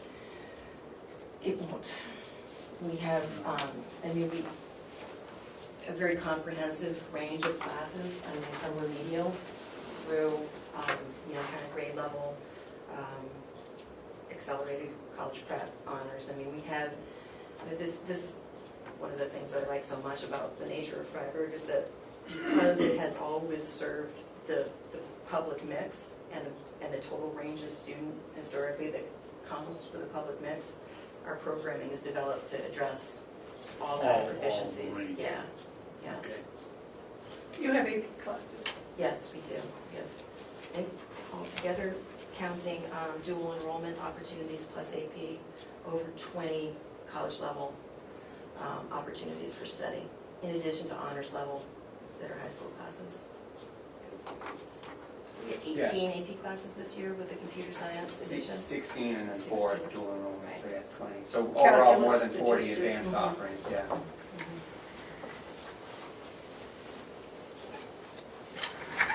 Any further questions about that? Otherwise, the language remains the same. Yeah, and the application process is really good for the kids, especially that are coming from a different area. It gives them a tour, they meet Sure. some kids, and so. Plus, it's a measure for you to know how well they can express themselves. Yeah. And you get all the, yeah, that's wise. Gets them a head start in class placement and scheduling. Mhm. We reflected the transportation surcharge in the financial consideration, number 4. And we're hoping it's agreeable to Hales that in the original MOU, you indicated 4 disbursements. Our arrangements with all other towns are 2, September and, I wrote here January, but actually I'd like to write in a change of February if possible. But so we kind of 2 layers of things to talk about. Whether it would be agreeable to have 2 payments as opposed to 4. I don't see a problem with that. We collect our taxes twice a year, one usually around the 1st of July and one 1st of December, so I don't see a problem with that. Well, let's see now. Do we're you see a using- problem with it, Mr. Yeah, School Committee member? yeah, I think Hales collects the taxes once a year. That's what I And understand. so what we'll have to do is make sure we keep enough in reserve, which we didn't probably, this last year, we put a lot back to taxes, but how many students you got? We left enough for 2 students. Yeah. Two students, I believe. Yeah. Okay, and so it's half of 17,900 plus the 1,200, what's that? That's 19,200, is that right? With the transportation, So divide that by, that's 8,500 a year, we'd have 8,500.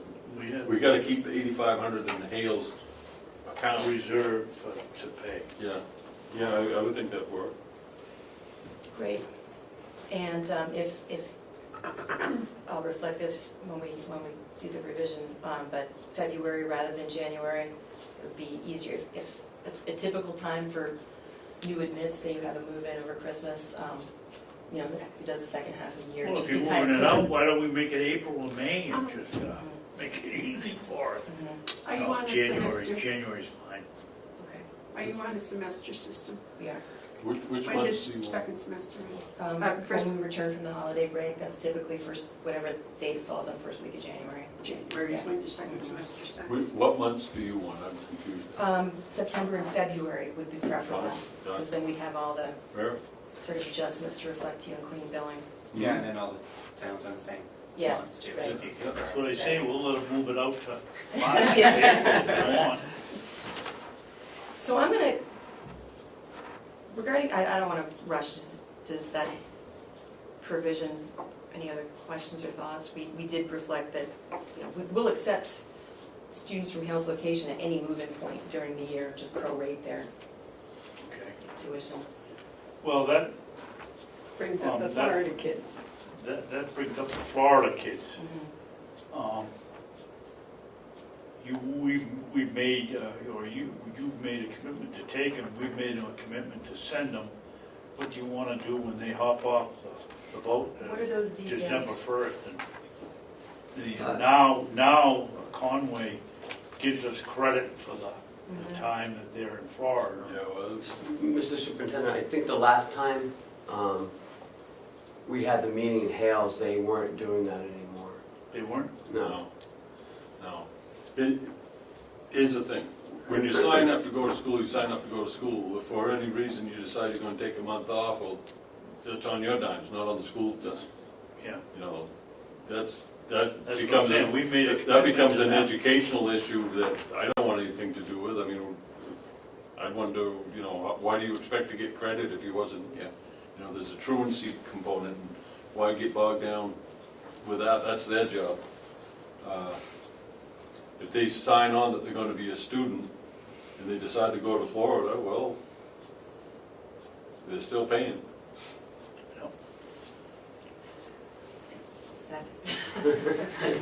Okay.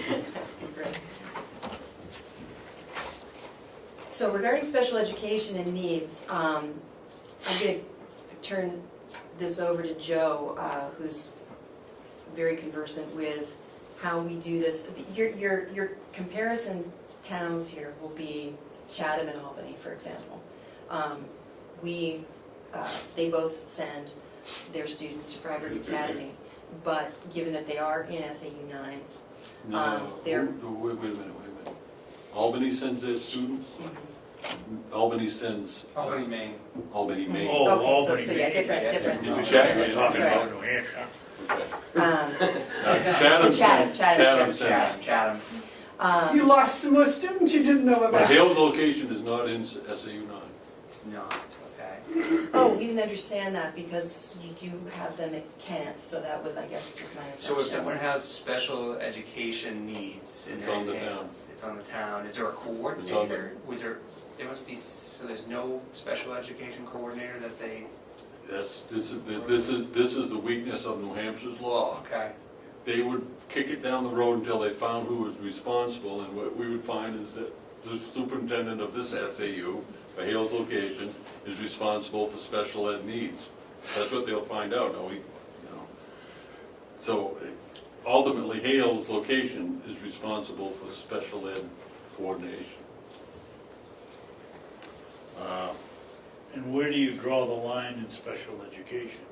IEPs. Somebody has an EIP that's, goes from there? Mhm. IEP. And Individual education plan. So if you have a student from Hales, and they come to your school, and it's determined they need an IEP, you got a problem, or we got a problem, because who is responsible for developing that IEP and making sure that it gets done. The financial obligation is Hale's. I would think the educational responsibility would be theirs. I would think it probably, for Right the now- sake of the student, would have to be, but I think legally, you would find the responsible party is not known. A question. For the coordinator, not for the, who has to pay for the Right, service. coordinator, Who- exactly. The So we have a- coordinator is the. There's a lot of work in We have a coordinator who reports to the special ed, what do you call it, the district coordinator, whether it's SAU 9 or 72, who are ultimately signing off on it. Yeah. But, I mean, we certainly can do an IEP. I would think, in my experience as a teacher, it would be in the best interest of the child if they're attending your school and you have an educational program, a special educational program, that the IEP be created between the parent and your school personnel to make that IEP that would fit the child that could be enacted at your school. If you found in the process of that the child's needs were more than your school could provide, then I would think it would be up to the parent to come to the superintendent and say, we've attempted it with the school you have the contract with, we're not happy, or they're not happy, or it just can't work. Then the superintendent would have to deal with the state of New Hampshire's Department of Education and find out a proper procedure. And they might refer it to SAU 9's coordinator, or they might have a separate one for homeschooling system, because there's a lot now involved in that.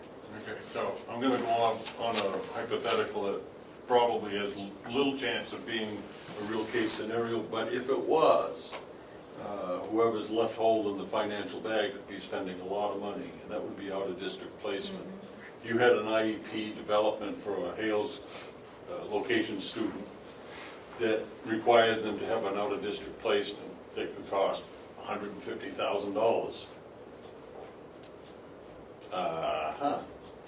Yeah, and so that's the situation at the end of this paragraph references, that in the rare case that a special education student's needs can't be met.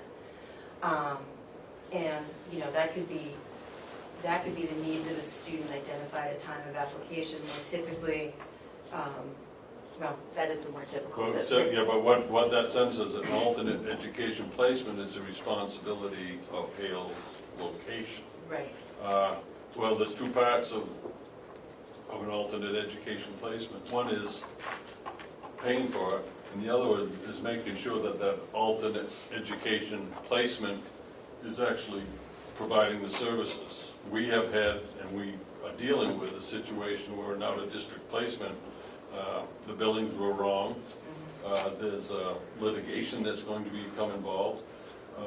It involves Medicaid, which involves the federal government, the Attorney General. And it's, you know, it sits there, and I don't, you know, it's a hypothetical that probably wouldn't happen, but it sits there as one of those things you don't want to be said, oh, we didn't think of this. Because it could be, that sentence right there, as I sit here watching out for the people of Hales, Yeah. that sentence is an alternate educational placement is the responsibility of Hales. That's more than just the finance of the cost, that's the oversight. Right. So who would we have at Hales who was capable of overseeing such a thing?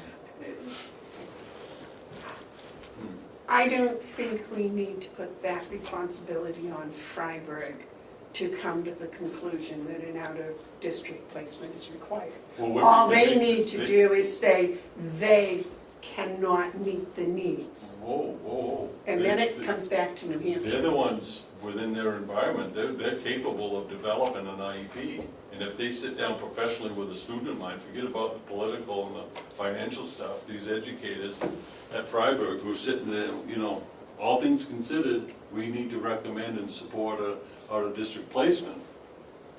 So Freiburg could be the ones who determine an out-of-district placement, but bear none of the cost or oversight required for that placement. So that would be a role that we don't fill in our current relationships. If in coordination, our special ed department with either the special ed coordinator for MSAT 72 or for SAU 9 in the case of their oversight of Chatham, if either at point of possible entry or at some point during a child's enrollment at Freiburg, all parties agree we can't serve this child here, then it is, that's a determination that Freiburg is part of, but our role ends at that point, and the coordinator for SAU 9 or for MSAT 72 is then in charge of identifying the alternative. So I think at this point, the best way at this point, in order to go forward, is that we put an out clause saying that in the event that it is determined that an out-of-district IEP, an IEP requires an out-of-district placement, all bets are off. In other words, neither the school or Hales is going to commit to go any further with that, and that purely puts it in the hands of the The parents. state or the parents. Parents Right, may have but to say, if I want the services, I have to move to Conway. I don't think it's Freiburg's responsibility to say that it needs an out-of-state, an outside placement. I think all Freiburg needs to say is what she just said. They cannot provide needed services. Okay, that's why And then it gets back, and then the state of New Hampshire becomes responsible for deciding what that IEP should be. No, it isn't the state of New Hampshire. It's the school district, it's the commissioners of Carroll County. Well, all right, that's fine. Well, what are we gonna do? Have Ken do it? We, No, we're gonna not to be hire, flippant, we're we're gonna gonna hire someone. hire an outside service that can probably address the needs of that child, and then let them decide, and the parent decide Or- what the child needs. And what about the oversight of that out-of-district placement, if that's the decision? Who's responsible for that? It would be the school district, which would be David Babson. Yep. He's got enough to do. But Freiburg, I think, Freiburg is offering, what do they call it? There's a word, it means above and beyond. Above and beyond, but they're offering a basic, normal special ed education. And anything above and beyond that would have to come back to the district. Again, I go back to, I think, at the point where we're in right now, what you want to say is, in the event that a formal IEP stipulates an out-of-district placement, the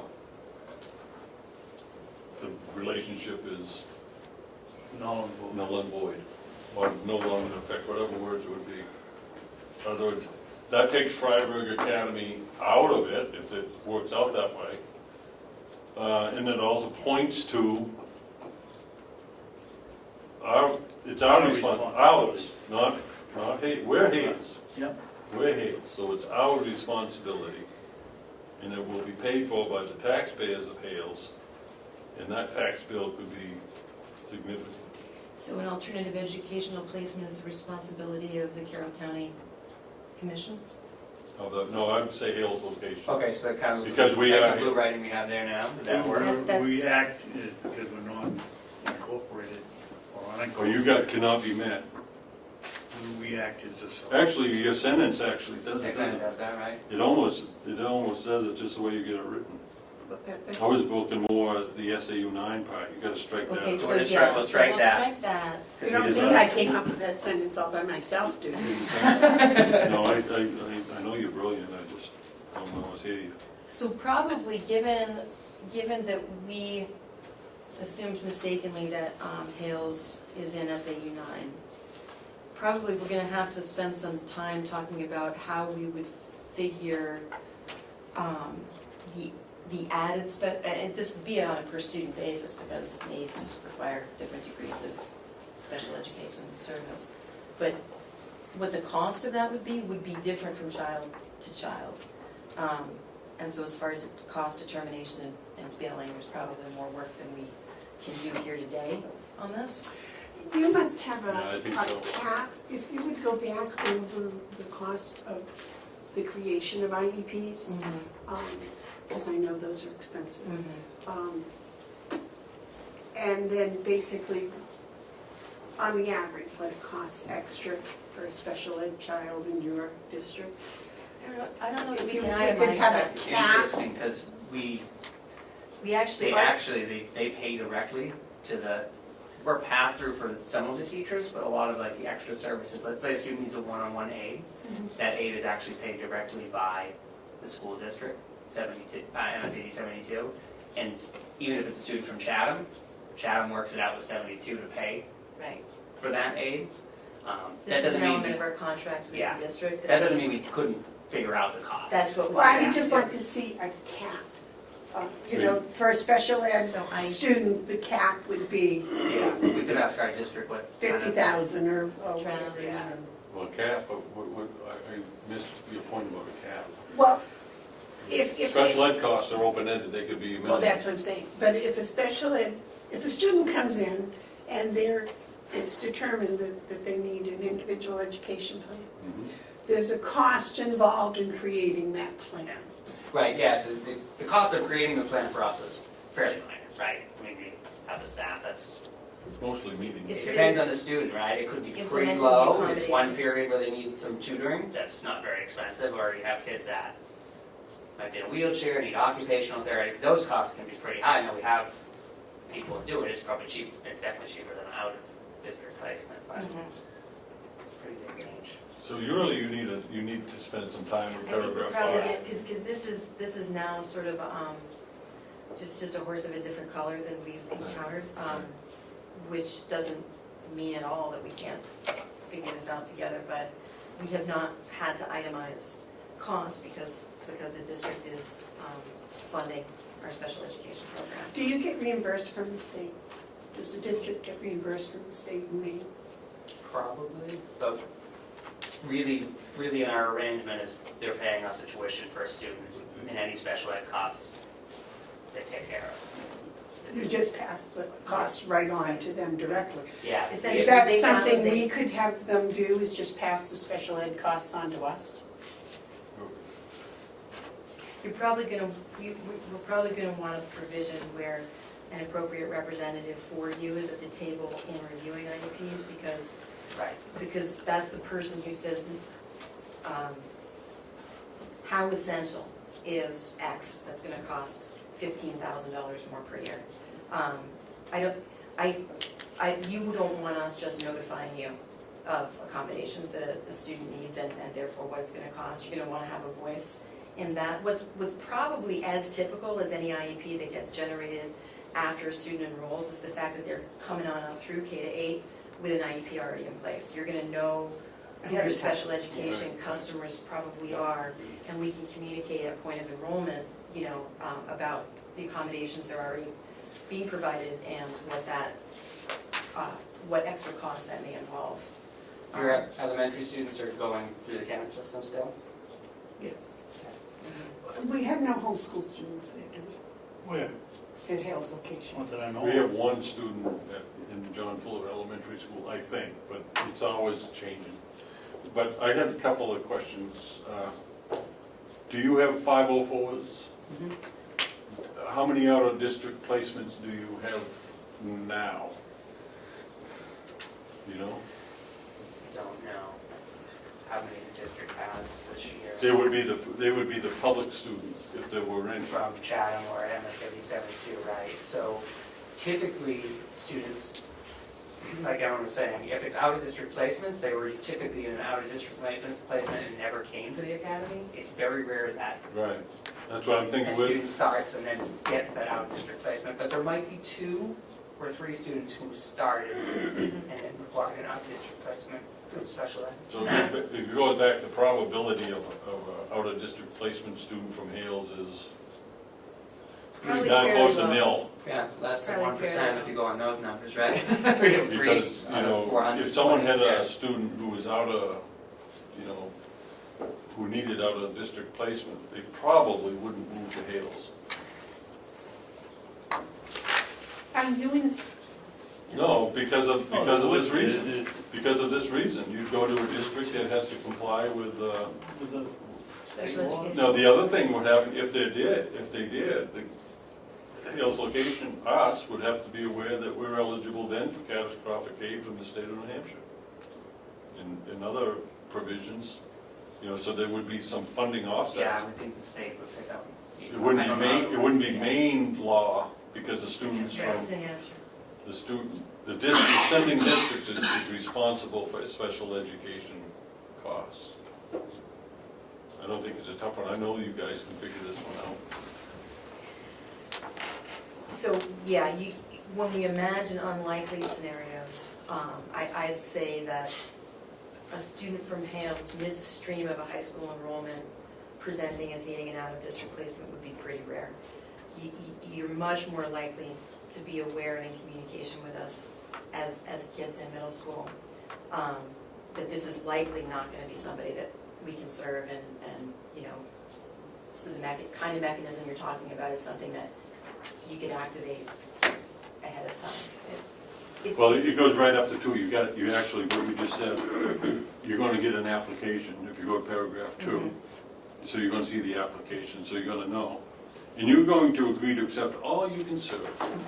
And if you have this out-of-district needs student that you identify through the application, you would have to say, We can't we serve can't you. serve you. And then it would be up to us to find the educational opportunity that's available for that student. So we may have just talked ourselves right around so that what you got here for language in 5 is okay. You just strike out that yellow part. Yeah, I think the only thing we have to connect with our special ed director on is what language ends up in the final IEP, right? Does it say, this is, we recommend it, right? I don't know if they can not recommend an out-of-district placement if that's what the team comes up with. I think we Right. might legally have to say, we recommend an out-of-district placement. At that point, we would hand it back to you, and it's in there. And I think what Aaron was saying before is, currently with our arrangements with the other towns, we don't actually have the final say to put that in an IEP. Someone from those districts has to agree. Exactly. So when you're doing an Yeah. IEP, the district, us, would have a seat at the table. Especially if it's. But you need to have someone who goes in there who's actually up on special education, IEP development, confidentiality and all that stuff. You can't just send in, Yeah, and someone from the district doesn't always even have to be at the meeting, but they are signing off on the final IEP. I was more concerned with things that happen. For example, if you have a student enrolled and they have a skiing accident and they have brain injury, Right. then suddenly, it was your honor student and now needs out-of-district placement. That's the type of thing. well, I'm sure if I was, no other person would abandon the child because of Right. we'll So figure- certainly we right, would we figure it develop out. the IEP and We then. develop the IEP and there would at least be short-term accommodations, I Yeah. think, that we could all, in that example, agree on. And then it would be up to probably Hales and the family as far as re-enrollment. Right, what that's that what I'm saying, means. it would have to come back, Yeah. it would have to come back and, so you should be responsible for that type of, that level of decision making. So, number 6 is the medical attention. We had addressed that last year, Mr. Superintendent. And, so how do you do it now with your locals? I mean, do you, because it says Hales would be responsible for the payment of medical attention for a student. I mean, right now, we don't charge anything for the nurses' services. Right. And then if a student needs more than that, we're just going to refer them to the doctor and the family pays. That's how we left it, as I recall. Yeah, because if you look at our, that any medical attention provided above the Freiburg Academy level, the parent legal guardian of a student from Hales So- shall be responsible for. So I need to put that in the context. So you have a student who's from Hales and she trips on the top step and falls down, breaks her leg. The medical attention is put her in the ambulance, take her to Memorial, and there's a bill that's for fixing her leg, that would be on Hale's location. She was Yeah. typically, yeah, family and. Be on the family of the and we do, student, I right? mean, our typical Yeah, package of medical waivers but you and can't put insurance. in the responsibility, maybe you want to say of others. I'm actually working from what you all sent us, Yeah. and Well, I'm I looking at wasn't the quite blue sure line. what that referred, I mean, this is not a provision that I'm very familiar with, and I don't think it's typical that it goes back to the district or sending entity that medical costs that would typically, for an emergency situation, for transport to a hospital, typically those would be borne by the student's family and their insurer. So I don't know that you need That last that sentence. last sentence. You know, I mean, we do have the, A manner of consistent is actually, yeah. yes, right, So just strike that last yeah, sentence. sure. I don't think you guys want to be responsible No. for medical bills, yeah. Now, I have a question about your dorm students. If they get hurt and they get, their parents pay all the bills, right? So, So we're basically being treated Eventually, they the do, same. yes. Well, we require them to all have a certain level of insurance. but you don't, the school doesn't out of pocket pay and then get reimbursed.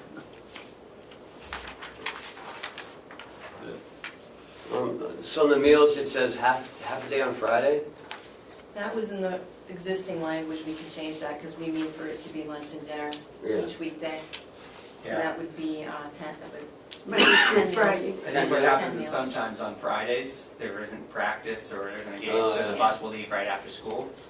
So kids Oh. don't get the meal that Friday because they're going home. But if they stay. If they stay, they can. Monday through Do you Friday. feed the community students better than you feed the resident students, or the other way around? No, it's the same Then line. why we assume that you're gonna feed them all the same. Yeah. Same line. No breakfast. Breakfast is, So why do we need all of the community age students? Hopefully they're coming in, everybody's eating the same I way. think that what you captured there is that it's part of their tuition. That's not true for district students. Oh, okay. Yeah, we're talking about which meals, not with what food, yeah. Right, exactly, yeah. Right, because you have district students and you have commuter students and you have resident students. Right. So we're saying same schedule as, Yeah, yeah. On student discipline, I altered the original provision a bit just to refer to policies and procedures in our handbook, because that's what we do everything, yeah. yeah. Aaron, is there a board or a student board or someone that says little Johnny Jones didn't adhere to the student handbook, or is it faculty, or is it you or Joe or somebody else? Classroom teacher, boy, I'll tell you, she's got all the authority. It starts there often. We do have a very clearly delineated kind of set of disciplinary procedures outlined in the handbook. I'll send that along and a curriculum bulletin along so you can see all of this. But yeah, there are a number of different paths that different infractions can take a student down. One of them is a judicial board that includes faculty, admin, reps, and a student. You know, other things that are kind of more typical and minor certainly don't involve a judicial. I guess that my real question was, does this include some sort of means to appeal Yes. the decision? Yes. And you do have that? Yes, yeah. Okay. Nobody can expel a student but me at the academy. So for serious offenses that put expulsion on the table, the most that anybody else can do is recommend expulsion. And then there's a process for student and family to appeal the recommendations made or not to appeal it, and then I act on it. Okay, yeah. thank you.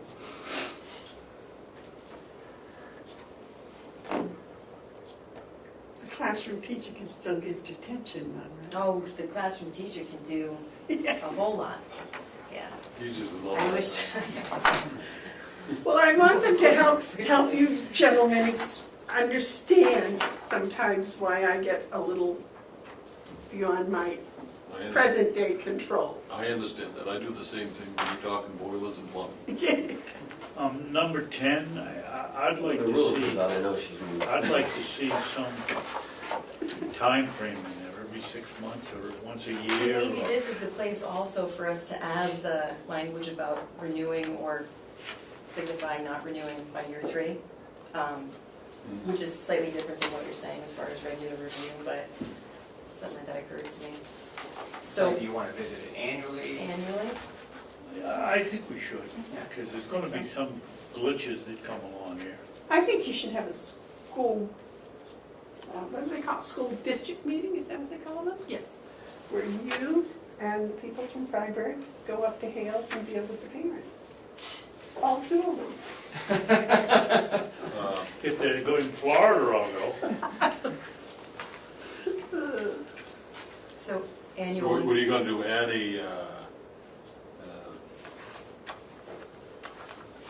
So it makes sense. you're gonna annually. change, you're gonna modify paragraph 12 at the end to show the review annual, I wouldn't have it be a review so much as a report.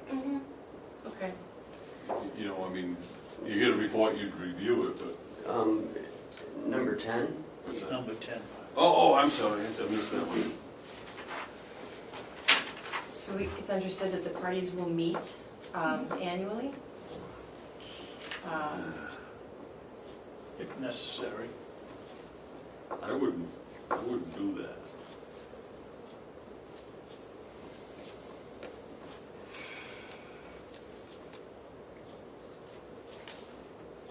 I like the up in the air, that regular intervals, that's a in the air thing.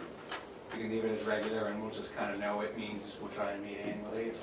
It depends on what regular means. Yes. And then tag on a sentence about year 3, that Hales will either signify its intention to renew in year 5 or its intention not to renew.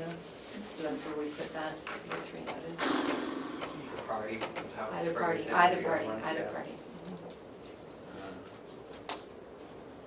Uh, That was, I'm just looking at what's on there now for 10, and I understand what you said about the 3 years, but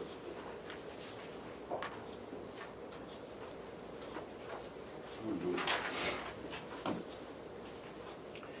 whenever you meet with us again, would you please give us this information a week in advance? Yes, certainly. I'm sorry, and I I hate to have to study something while somebody's Yeah, waiting for absolutely. my reaction to it.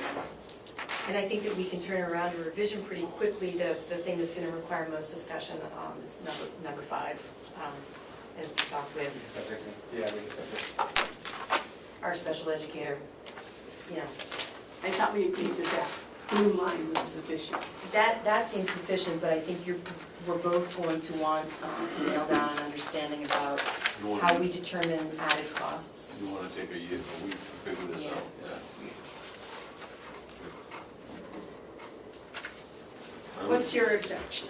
Oh, it's not an objection, I just think that there's an opportunity here on paragraph 10 to be more exact in what it is we're looking for. I mean, revisit this MOU at regular intervals. For what purpose? To determine the basis and provisions for its renewal. Well, maybe we would want to determine the need for mid-agreement revisions, not just renewal, I mean, or amendments or something that might come. I just think when you rewrite 10 to add the 3-year bit, that you may want to spend some time in that sentence figuring out exactly what we want to achieve by having revisits on a regular interval. I don't. To review progress? I don't know. That's, I'll know better in a week. But that just seems to be hanging, that's all. So that's a flaw in the way that I do things. I've been called policy wonk, and so I get bogged down, so best thing for me to do is wait a week while you do the other stuff. But there's something wrong with 10, I don't know what it is right yet.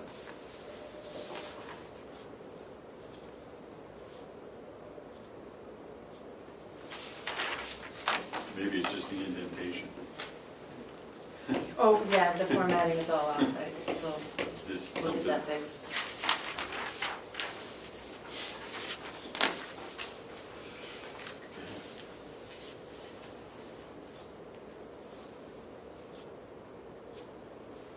Are there any other questions or anything that we can answer? Well, we'd certainly like to thank you for your gesture of taking these students, however many there's going to be. I don't suspect there'll be a whole lot, but it sure takes a load off of us because we're responsible for getting these kids educated somewhere. Well, it also is good for the potential students from Hales and the taxpayers of Hales. This is a lot less than what Conway could extend. And there's no doubt that Freiburg Academy can produce the same results for a student as the Conway School District. And I thank you for that. You know, this is a better financial opportunity and I think in many ways a better educational opportunity. Thanks. Excited to get started. Even two is, We'll let you know More than- on Friday. We'll find out when we're going up there. We said okay, great, tomorrow. great. And we'll find out what we think the student population will be next September. Very good. Yes, I'll be happy to get this to you ahead of time. The only other question I had was do you like a real good homemade chocolate chip cookie? Oh, that'd be wonderful. Yes, That doesn't sound good.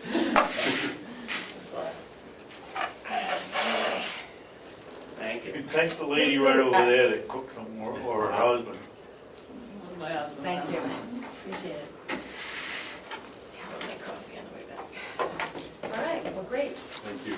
Be in touch again real soon, and Do you have, at the top of the scale, outside placement for any of your exceptional students? No, no, no no, better place. that's a good answer. It is, That I would be mean- my answer. Yeah. Well, I know some high schools have students taking college courses and things like that. We're hoping to increase the number of dual enrollment opportunities available right at the school. There are a number of them already available. I think sociology and some photography, anatomy and physiology, You said theology? psychology. Psychology. Yeah. I was gonna say, that's, Sociology. I thought you said theology. that'd be cool, I wanna go. Yeah. But Is that college courses on computer? no, it's actually faculty on campus who meet the qualifications to deliver college content, and through either White Mountain Community College or is it SMCC? Central Maine Community Central College. Maine Community College. And that's So you're considered dual enrollment, you get credit with us and credit with that college. Where is Central Maine Community College? Lewiston? Lewiston? And those courses, those college courses are usable at other colleges or just? Yeah, most other colleges, Yeah. not every Yeah. other college. okay, the students don't have to enroll, at that same college. They just have a standing transcript to And they get It's credit. pretty transferable, typical, except that maybe the Ivy League schools that they won't take other people's. Well, the only things I'm familiar with are the calculus, things Yeah, like that. yeah, so we have all those AP courses, so. I'm really excited about the move of education in the public school setting and the secondary school settings. I don't know what's going on over with you folks, but this move towards competency-based education instead of standard-based education, that's gonna change a lot in the next 10, 20 years. It's gonna, I'm really quite excited about it.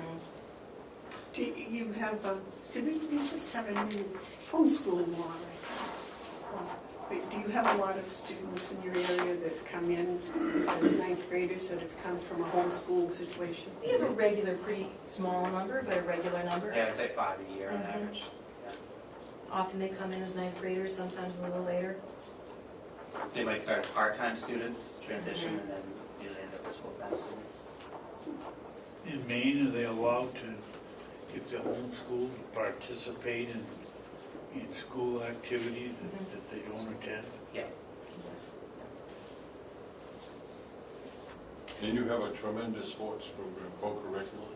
Yeah. Your football team was awesome this last year. That's good. The end, And we're your having a softball couple team is seasons. always good. Yeah. Yeah, the softball team is the headliner. Yeah. Should we ask them about their math team? Oh, they're very good, I'm sure. Math team's excellent, yeah. I sent a couple of students over there to do a PG here. If one of our Hale students decided to do homeschooling and wanted to participate in our sports program, are they still covered under this MOB? All kinds of new ground today. I should think so. Okay. I should think so. Yeah. And we welcome that, Discussion as long anyway. as it, tremendous numbers that throw things off till. Well, I know I was a public educator for a long time, but also I'm very supportive of homeschooling. I really, just for many, many reasons. But the blending of the two, I think is very beneficial for everybody involved. So that's my curious questions, and I shouldn't be taking your time. They're here for a contract, so we'll go forward. Ken, do you have any questions? You're very involved in education. No, all set. Everything looks good. Great. Well, thank you. Thank you. Thank you for coming down. Yeah, it's a problem. nice change of pace. for Yeah, you. nice. Nice weather this time, last Yeah. time it was. Yeah. It's New England, wait a minute, it's I gonna know, change. exactly. Well, enjoy your ride back. Thank you, have a good Thank you. afternoon. Thank you. All right. Back to the yellow Back to the folder. yellow folder, yes. So these are all the deposits, as you saw, started to see. Looks like there's quite a few deposits, actually.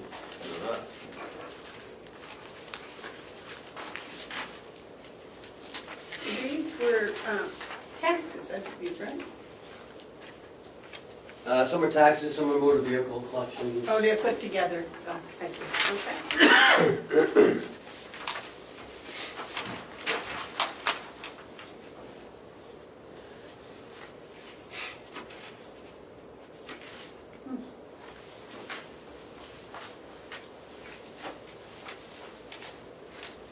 So these were all made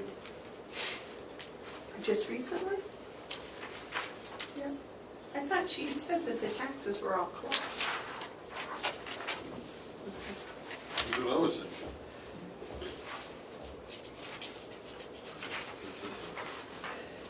But it looks like we'd have the money to take care of 2 students at Frederick.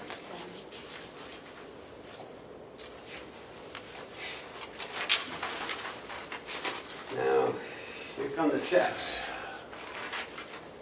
That's from town of Conway. I'm confused about those deposits.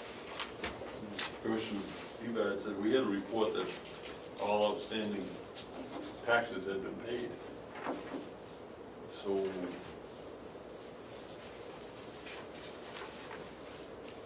Oh, if she just got around to putting it in the bank.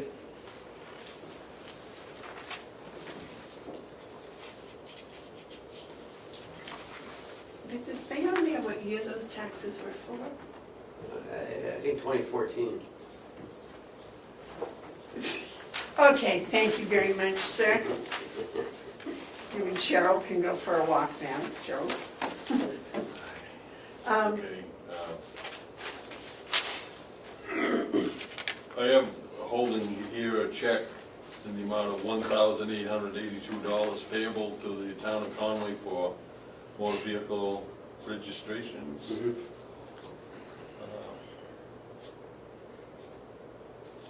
which is their fourth quarter collections plus their quarterly fee. I make a motion that we authorize its payment with check number 2159. You want a second, that, sir? Second? Okay, motion's been made and seconded to authorize payment to the town of Conway in $1,882.75. All those in favor say aye. Aye. Make a motion that we approve the expenditure of $596 to Donald Bellier with check number 2164 as an overpayment of taxes.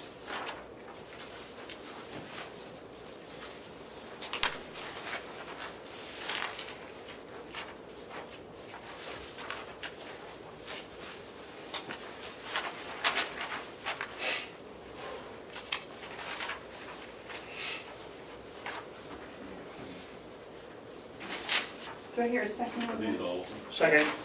Okay, all those in favor of paying Donald Barrier $596 as a refund for his overpayment in taxes, say aye. Aye. Aye.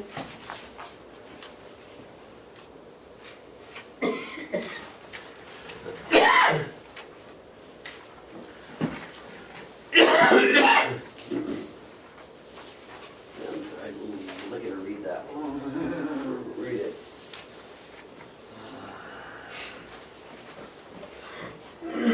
I think we've already paid it with those last two checks that we signed. So I'm gonna hold off on that one.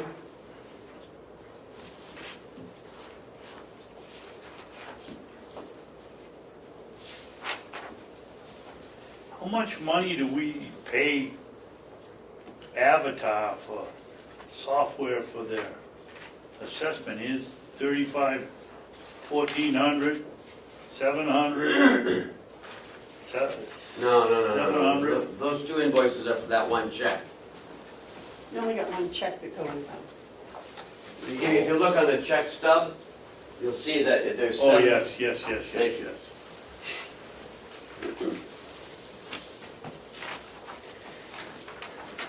Oh, where did it go? He's making a motion. He's making a pile. He's making a pile.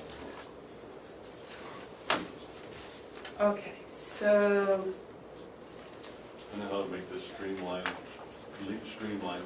well, you can, these are deposits.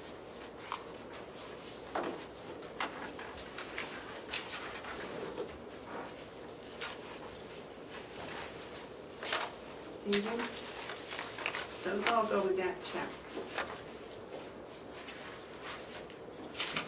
Those over here. So I need motions on this. All right, I'll make a motion. I'm gonna do one big old blanket motion. Let's call this a manifest motion. I move that we approve check number 2166 in the amount of $37,500 to Care Plus Ambulance Service. Check number 2163 of $1,333.33 to Kathleen Goulden. Check number 2165 in the amount of $1,395 to Avatar Associates of New England.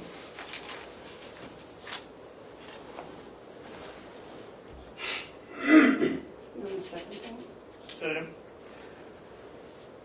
Okay, all of those in favor of signing the checks as written in the, as stated in the motion, say aye. Aye? Aye. Those opposed? This is the last one? Yes, but I'm gonna request that you don't sign it. No problem with me agreeing to that. Hey, David, take a look at that one.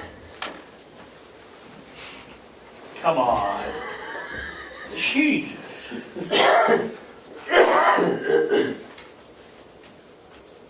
I'm gonna look at the last two checks and see if they run up to that amount.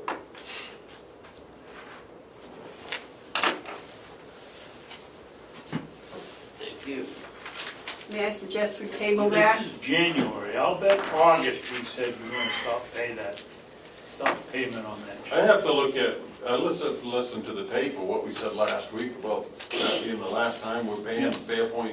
You made a big process. I also am not all that certain that the letter that comes with that is quite revealing as well. Oh, I didn't, okay, I'll read the You may letter. want to read that letter. I didn't see it. The letter says, "Dear Commissioners," this is from Kathleen Goldman, And she's signing as what? What's her title? Hales Location Administrator Tax Collector. Okay. Once I received word that the Fairpoint account was to be canceled, I created a new email address. I have a lot of contacts such as the Department of Education, Department of Revenue, Tax Collectors Association, the assessors, tax services, banks, insurance companies, etc. The Fairpoint phone number and email was their only contact. So I had been trying to inform all of the contacts of the new information. Each week there seemed to be another contact that I had not informed. So I did not cancel the account immediately. I hope you understand. This is the final Fairpoint bill. It includes the past due amounts. Which we signed last week.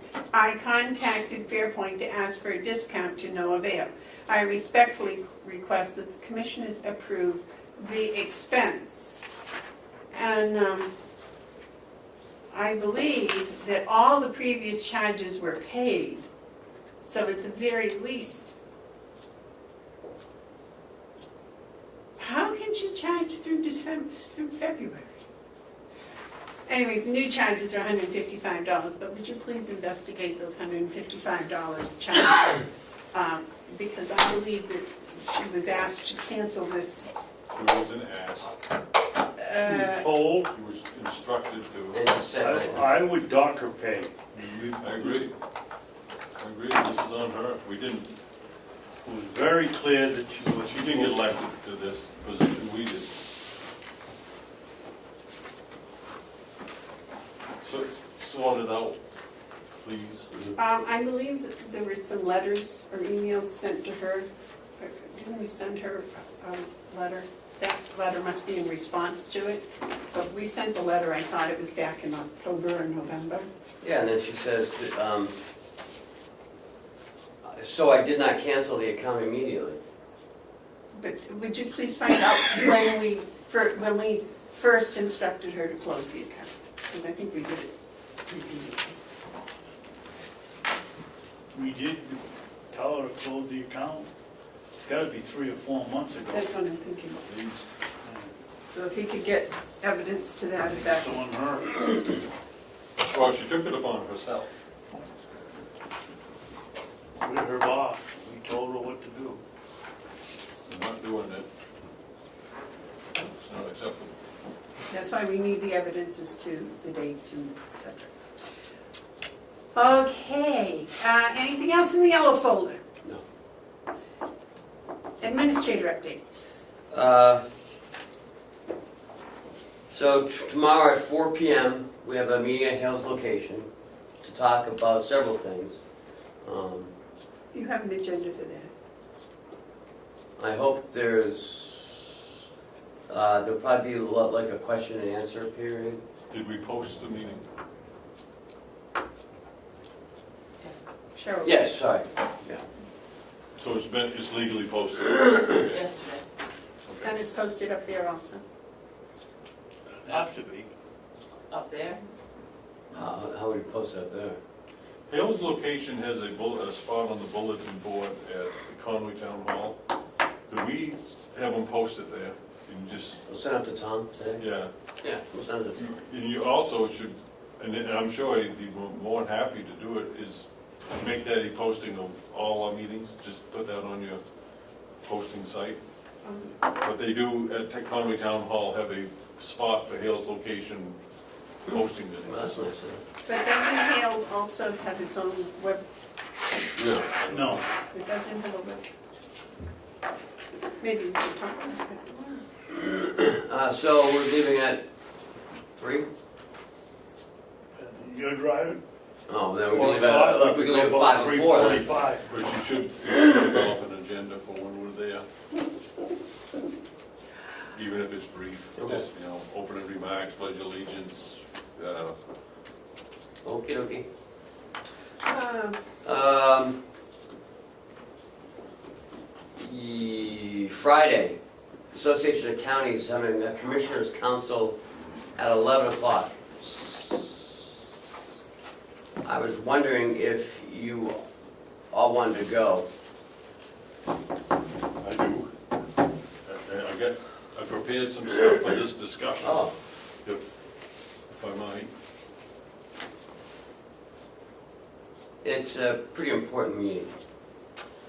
I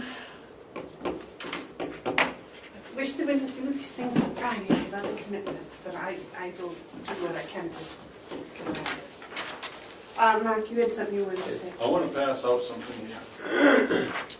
I became aware through Ken of this meeting, and I have never been to one. And when I looked at what was being up for discussion, that being the amount of money it's going to cost us being Carroll County, Oh, this was something. I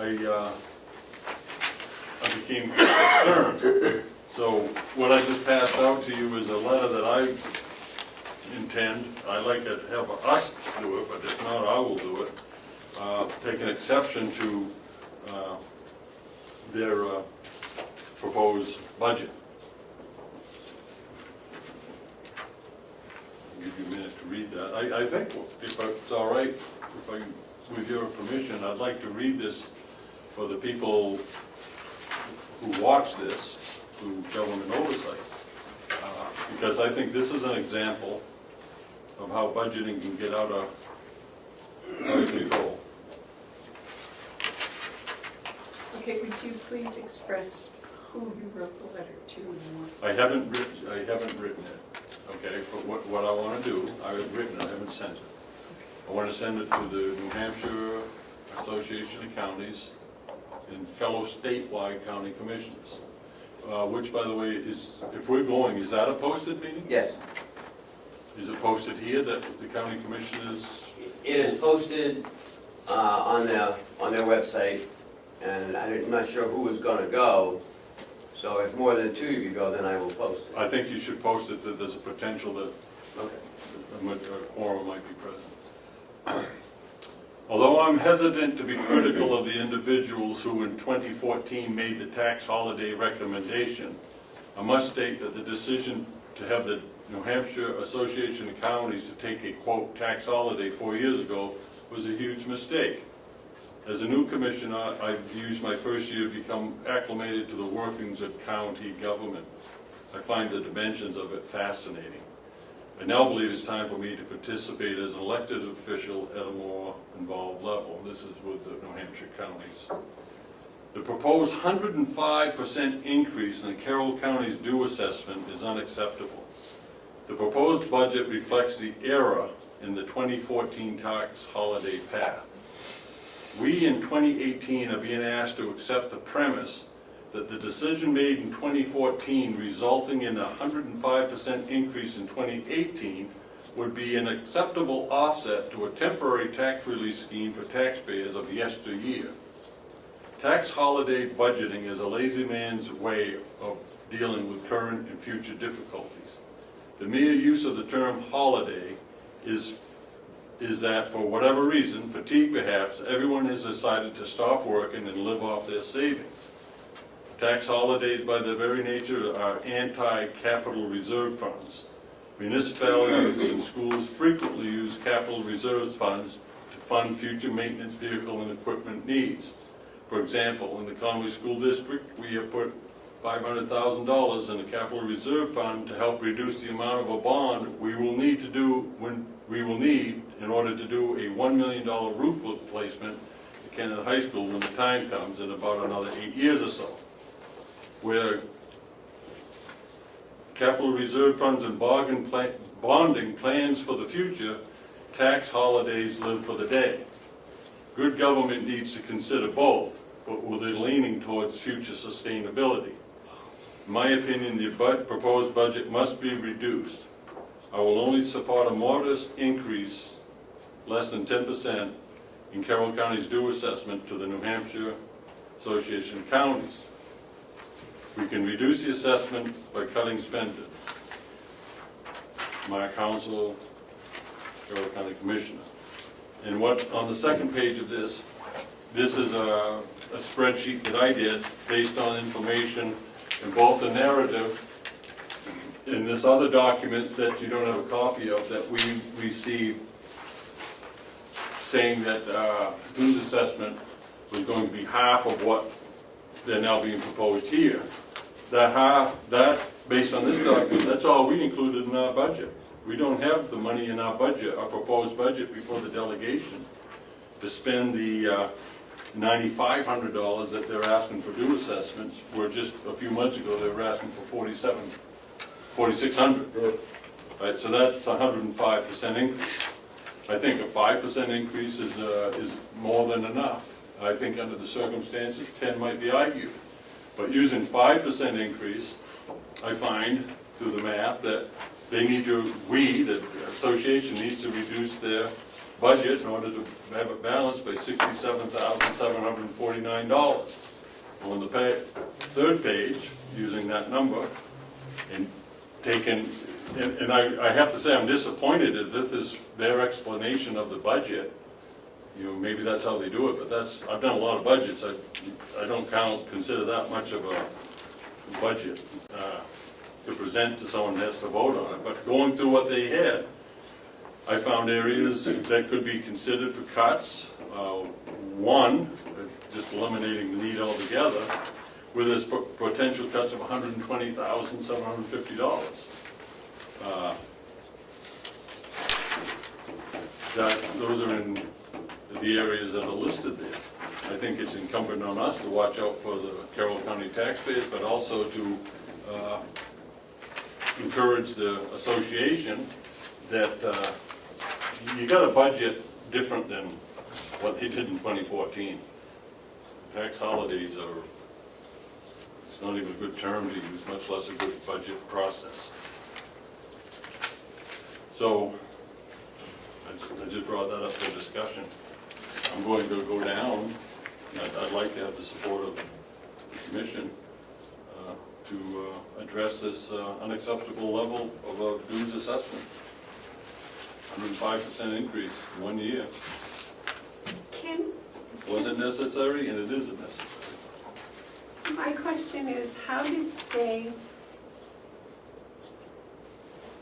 the 2017 budget and what they're asking for in 2018 didn't seem to have any, where's the big increase? The big increase is in dues. I know that, but No. in the expenses. There isn't. The thing is they've been using saved money. They've been living off savings. Right. When you take a holiday, you go on vacation, if you're gonna go to Key Fund West, balance. you're gonna take your savings account, you're gonna go down and spend it. Come back home and wonder how you're gonna pay for your groceries. And did I hear you say they had a fund balance they were using? Yes, for the past 3 years. People let it dry. I did some research this morning, and in 2014, our dues were $9,432. In 2015, they were $4,672. 9,000 what in 2014? 432.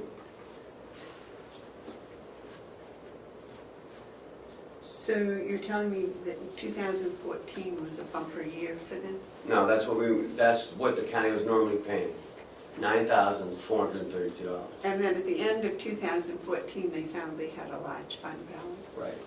And So in 2015, they decided to cut dues in half. So that's where the 4,672 came in for 15, 16, 17, And now the fund balance is how much? 0. So they used it all up. Yeah. It's a holiday, take a vacation. And they expect us to pay for it. Not gonna do it. Well, we did pay for it, because we were part and party to creating that fund balance Mhm. over time. And then they said, wait a minute, we're holding this money, we don't have a use for it, so we're going to cut your dues. We do that with the general population. We have money left over and we go, oh, look, we have your money, so we are going to use it to reduce your taxes. No, we used it this year, the only time I've been here, we used it this year to maintain the same tax rate. We used a portion of the fund balance, and it was a well thought out. I'm not saying that you don't allocate No, that- fund balance to reduce taxes. What I'm saying is you don't spend the whole thing pretending that everything's hunky-dory, because now the pipe has got to be paid. I wasn't part of the 2014 decision to make this. Just like Hale's location, we gotta hold a few bucks up in case they get a student. Well, and I agree with that, only I wasn't here either, and I wasn't part and parcel to the last 3 years. Although I must say that last year's budget, I had quite a difficult time deciphering, and by the time we had a phone meeting, and that really didn't seem to lighten my confusion, nor Ken's or anybody else's at the time, but they did not mention last year that the fund balance was going to be zero, did they? At that phone call meeting we had, I remember nothing of the fund balance mentioning going to And- zero. So- And what I received a few months ago was, that it would be the same as last Right. year. And that's what our budget is, that we right, set and for that- and delegation. that's what our budget is this year. So we don't have it in our budget, number one. Number two, we're being asked, forget about how we get it, we're being asked to accept a 105% increase in the dues assessment, and there's no additional programming or spending that's taking place. That was my point Yeah, that I was making. yeah. So is it,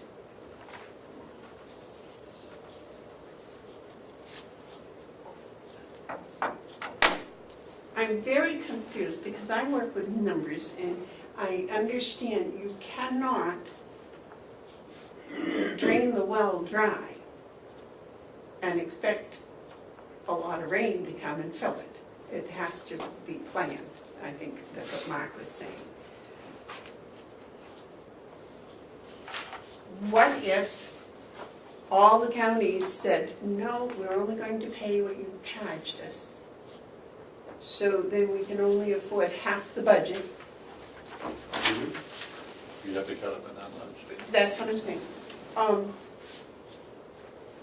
Is that a demand that can be met? Well, Sure it is. Is it a reasonable demand that can be met? let's look at the conference. If you cut the conference out, there's 55,000 right there. Go to page 3, please. Is that what we attended in Portsmouth? Yes. I would suggest that would be a great start. Okay, so here's what I proposed, if you look at page 3 of what I handed out. I have it right in front of me. Okay, you look down at line 66030, conference, they're asking for 55,000. I'm not saying that we do away with all of it, but we cut it back to 45,000. If you were to take a look at, Corrections Academy, I don't think we can touch that. sure you can. Sure you can have the discussion, maybe you can't take all of it, but you can cut some of it. Go from 4 to 3. If you look at that whole column, we're looking to, they need to, my opinion is it's not an option. You gotta cut $67,749. Those columns add up to 120. So there's places that can be cut, and I believe that that's what needs to be done.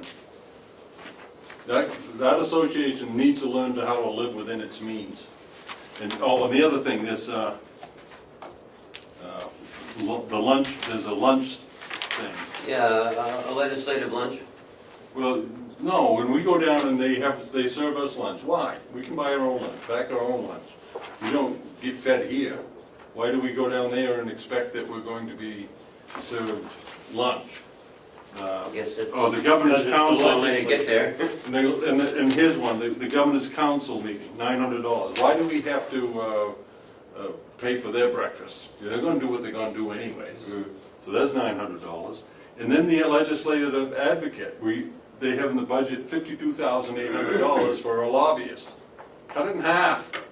With the webpage and everything, we're more than capable of tracking our own legislative needs. It's an expense that we can't afford. This speaks to affordability. We cannot afford to pay a legislative advocate $52,800 this year. Now, I'm not saying eliminate it, but there's $26,400 if he went in half. My point is, if you take a little bit from each line, you can find your $67,000 if they want them. But I'm not gonna, at any point. How did Primex rent go from 5,500 to 1,500? I have no idea.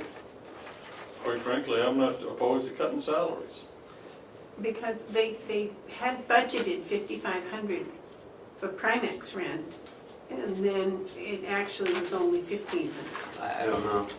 I'd say Was that a bad mistake? budget management. The mistake was taking a tax holiday, and now we're here to pay the piper, and I'm not willing to pay it.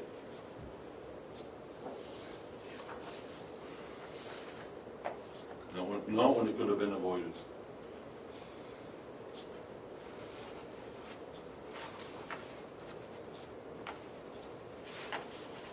And the other thing that bothers me is they knew this was coming.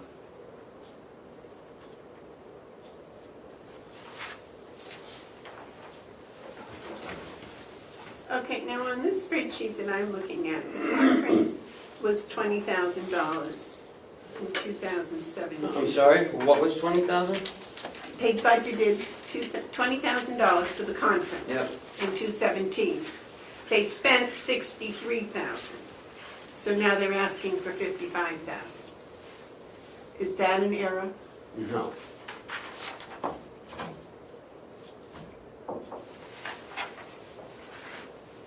I hadn't seen this one. Where are you looking, Mark? On the front page, halfway down. Last year, in 2017, they budgeted $20,000. The conference in 2017 was actually $63,000. So they want 2018 to be $55,000. That's the one we didn't attend. I haven't attended any, I only attended one. I think they spend too much money. And I agree. Oh, I hadn't Many seen that. people I see go. that now, Amanda. Well, I mean, 20,000, they had 20,000, and they spent 3 times as that much. Where did that come? where did they get that Actually, money? they overexpended their general fund budget. Oh my God, where did they get the money for that? And how could you overexpend your budget without telling somebody you were doing it? This is, if it wasn't for what we need to do for our corrections officer, I'd make a motion right now to get out of this organization. That's not good at all. Did they tell you I haven't attended the last 2 meetings. Did they give any heads up, Ken, that they were overspending? I've been asking for this budget for 6 months. Long time. And they never insinuated they were going over, did they? Who did they get permission from to go over? It comes from the Commissioner Council, so whenever you guys go to the Commissioners Council, that's when But they never asked to have it go over. No. They never came to one of those meetings and said, look, guys, things went over budget, can we? And No. where did they get this money to spend? Where did they get this? They went over by almost 10,000. David? I wish I could figure out a way to work with Mark on this because, we need the legislative lobbyists because that's how we find out what's going on. I don't think that we need, what other do they provide that we need? If we could figure out a way to take care of our corrections officer and get him certified, I'd go along with Mark. The I'd two jump right great out. areas are nursing home and the corrections. The nursing, That's where we get most of our bang for our buck, of those two. How do we tell them that we're not interested in anything Go but Friday. You guys gotta go. going and telling them, we'll stick with you with a nursing home and the corrections office. Yeah, I have a suggestion, because I But think it, don't they also come up with like the electrical people that came in, wasn't that E-Source. through the yeah, county yeah. association? They come in with special agreements for all the counties, I yes. have found that when things get complicated, it's a good time to return to basics and then build back up. And so one of the things that we do, and we do it well, we did it well, I believe we do it well, is we do needs-based budgeting. Needs-based budgeting is 3 steps. First, everyone agrees that there's a need. And that takes a while, because some people are just talking about wants. But once everyone agrees on the need, the next thing you talk about is how you're going to pay for that need. And once everyone sits down and has that conversation, that can take a while. Then you go into the third one, which is the most difficult one for people, and that is affordability. Can we afford to meet this need? And there are times when you can just sit flat out say, yeah, we need it, this is the best way to pay for it, but we can't afford it. And this is what this is at right now. This is affordability. The reason I don't support any of this is because the organization itself is not well defined as far as I can determine if it gets down to doing budgets. It looks like, and I don't believe it's the case, but it looks like we're held hostage by the fact that we need the training provisions in the academies and the opportunities for the nursing home that they do provide. But that doesn't mean they're the only ones that can provide it. But we have to be careful that we don't lose Group 2 certification status, which is a big part of this. So it isn't just a matter of saying get out. If this was the New Hampshire School Boards Association, if I could get my school board to vote for it, I'd yank out of there in a heartbeat. Or the Municipal Association. This is a little different because of the training. So I think we should go down there and just let them have it. Tell them this is no way to run an organization. If you want our continued support, you got to make some adjustments. I think a lot of that makes perfect sense. Does the Sheriff's Department benefit at all from being a member of this? Does DPW benefit at all for being a member of this? Registrar does. Registry of Deeds. She does have a pretty close-knit affiliate. And they help each other Yeah. and they balance, but it's through this Yeah. association. Same way I think with the nursing home. Yes. I think anytime Howie does a research for something, he Yeah. contacts the other nursing homes. And whether he could do that without being a member of this, whether she could do that without being a member of this, I'm not sure. Those are the things. The training, we would have to pay for the independent training. And as Mark knows, and as David knows, and maybe you know too, that this, in the corrections piece, the certification's tied to the RSA 100, which is the retirement. We could do our own academy and pull our own academy number, but, We have to be approved. and we have to run an academy, and, we need to get all the trainers, and we only have like maybe 2 people who go through it, so we don't have enough turnover as in Hillsborough does. Could we do it for $10,682 Do what for 10,000? for the academy? No. That I don't. You have to talk to Jason. Well, Probably not. You get too With many. the time and- Does Hillsborough do their own academy? They do. Could Carroll go to Hillsborough's academy? Yes. Cheshire doesn't do the academy, but because they're not certified, their offices are not Group 2, they're Group 1, which actually will hinder your ability to attract Hire people. somebody, What's wrong with Group 1?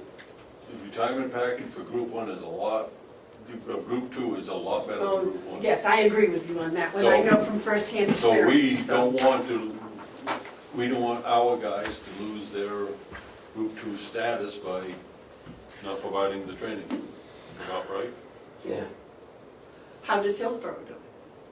They have. They because they're such a large facility that they have enough people that they can run through their academy and still maintain it. So they stay on Group 2? Yeah, oh yeah. So if we send our people to Hillsborough, Let's bring Jason in and talk to him about it, Here's another part but of this. that might be a good idea. because we spend, just a minute, Mike. Yep. We send trainers, we do a lot Mhm. for the academy that they put on. And if we were willing to do that for Hillsborough, Hillsborough might be willing to take our 2 people. I'm not so sure, because I think Hillsborough is driving this budget. Uh, Can I, Yeah. the other problem I have with this whole setup, knowing how big each county is, and you each have an idea that Hillsborough is quite a bit bigger than us. Their total dues for Hillsborough County is $38,000. Ours is about half that. Now, they're a lot more than twice as big as us. And once again, Population-wise, service-wise, tax base-wise, that's what I mean. yeah, they equalize valuation-wise. All things being equal, we shouldn't be paying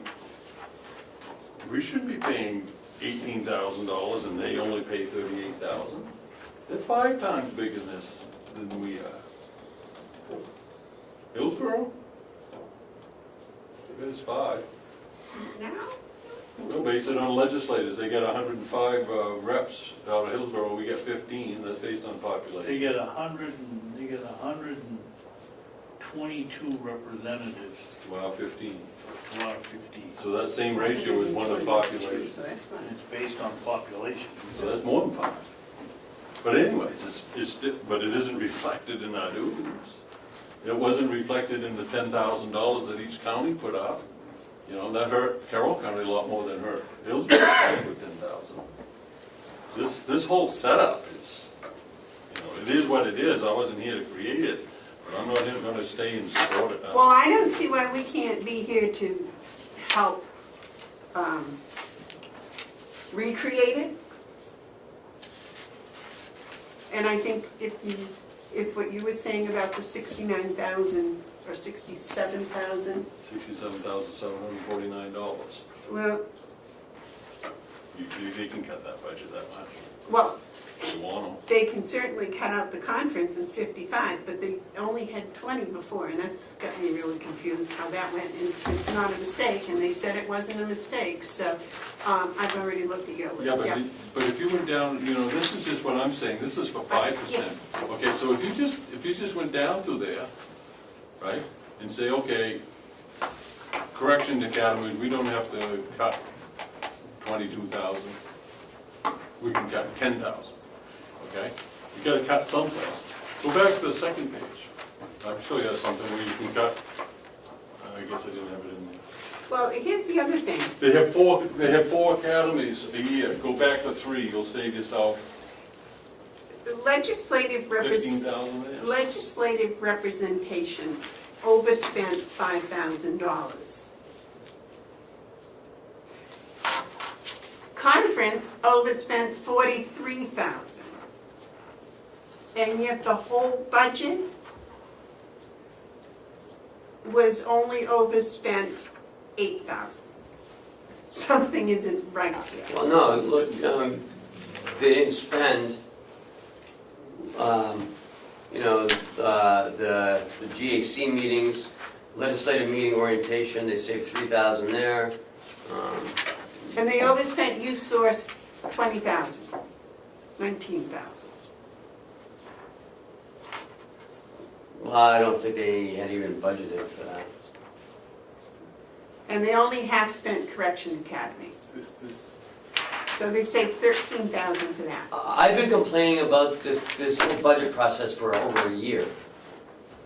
And now, you know, Who created this budget? that's another question, man. We don't even know that. No, they make mention of someone. Ron White. I mean, if I did something like this, I would have been fired. Like going into 2018 without a budget. Right. I mean, Well, if you overspent the budget like that, I guess you know there'd be some hot trouble going on there. right, but I always ask for transfers. The point I'm trying to make is, that now that hopefully George McGlaris is stepping down, we have a new Tom Tombrello coming in as a new president. Hopefully he'll make some changes. I'd like to give him 6 months to clean up stuff, but it really is unacceptable. Well, it's more than not acceptable, it's dangerous. Whoever the president is, it's gonna be 2 years and then someone else gonna be president. The continuity is in your staff. I don't know the staff, I've only met them a couple of times, one time. So I can only base it on work, and I'm not too impressed. And I don't think it's a matter of whether Tom can do a better job or a different job.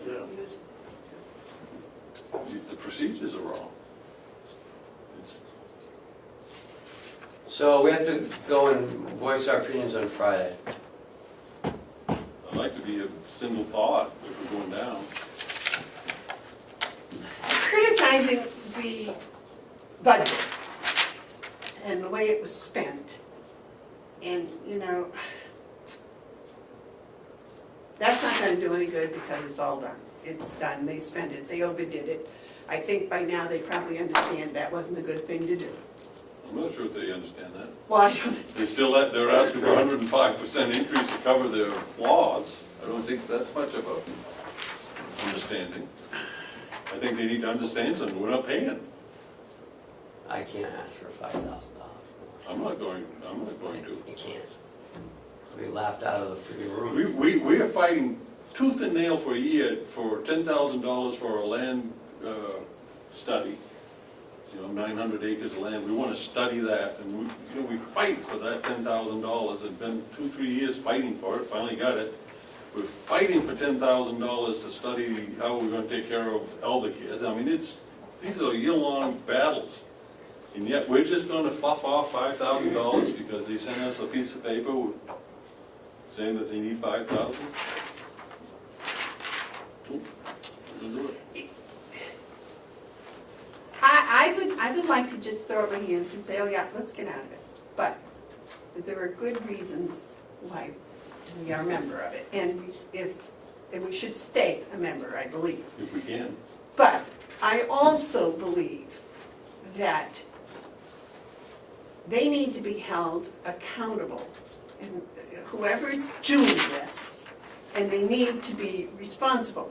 I cannot believe that we're the only commissioners in the entire state that are looking at this and going, oh my God, you know how they balanced this budget? They balanced this budget by saying they're going to get, $76,000 income like they did this year from the conference, and then they're going to up corrections income to $65,000. That's not how you balance a budget. You don't just say, well, we're going to just raise the revenue and that'll make the budget all look good. I would think Belknap County would be livid with this. They're fighting tooth and nail. They got 4 proposals and they can't come up with a budget, and they're being asked to do 105% in dues assessment? The counties that are struggling with this is Rockingham, Carroll, Belknap, and Hillsborough. Coas is going along with this? I know of those 4 counties that their commissioners are livid with this whole system. What are they again? Belknap? Belknap, Rockingham, our county, and Hillsborough. Not for us? That's what I just said. Okay, so this is what I think we should do. I think what we should do, go down and say we totally oppose the 105% increase in dues assessment, and then we want to see the budget cut by $68,000, and there's a vote that's going to be taken, and if we don't get our way, then we serve notice that we're going to begin our severing relationships with the county. It's not like they can make us pay it, but if they vote that they're going to go forward with this, then I think it's time for us to pack our bags and look for another way of doing it. Do they really expect us to believe that they made $21,000 on that conference?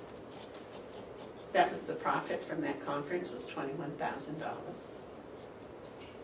don't think, I don't know, don't ask me, I don't know. I don't know. I have no idea, I'm just, it's lost That's though. it. Unless maybe the motel or the hotel or whatever gives them, I don't know, I just. What if we write a letter to them before we go down saying, this is what we're gonna bring down for you, cut the budget $68,000.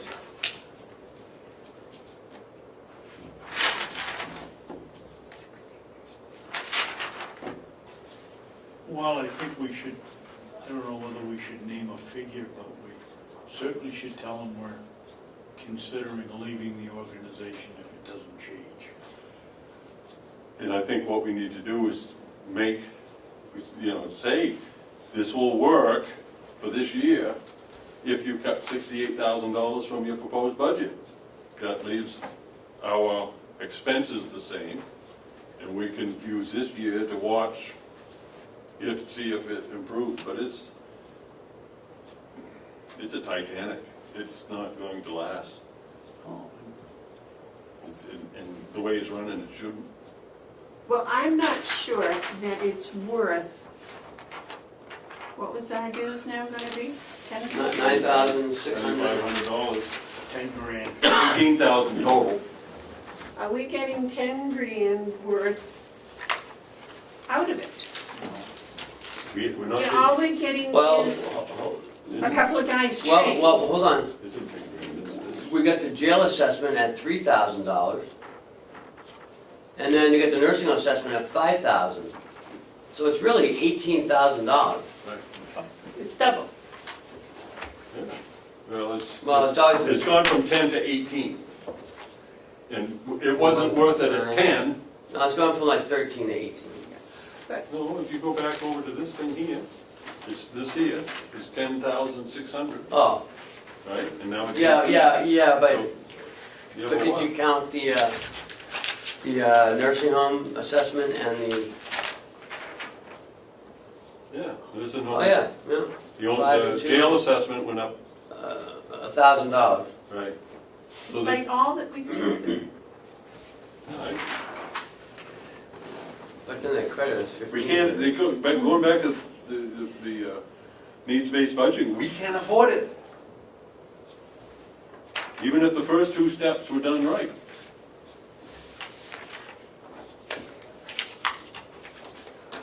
Write them a letter and tell them we're on our way out unless they cut 67,000 out.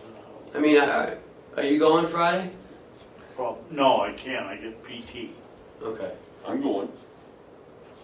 Are you going? I have an auditor's appointment, but Oh, okay. I will call and see if I can change it. It was at noon time, but maybe I can make it earlier in the morning. Because they wanted to make it at 8, and I said, oh my Are you God. going or can you go? I can go, I just can't say anything. But he can drive us down to make sure we don't make any big decisions between the two of us. Well, there's no decisions that we can make. We each have about, there's 30, No, I mean, there's as 30 votes commissioners, there. as commissioners, we can't have private meetings in the car and make decisions and stuff, so he's out. Oh, he's out. What do you call it? I'll be driving down anyways because I have to go to Durham after. So I'll be taking my own car, but I will be there 11 o'clock, right? In Fruit City. No, it's on, It's out Primex, isn't it? yeah, which is at, Bowbrook Place.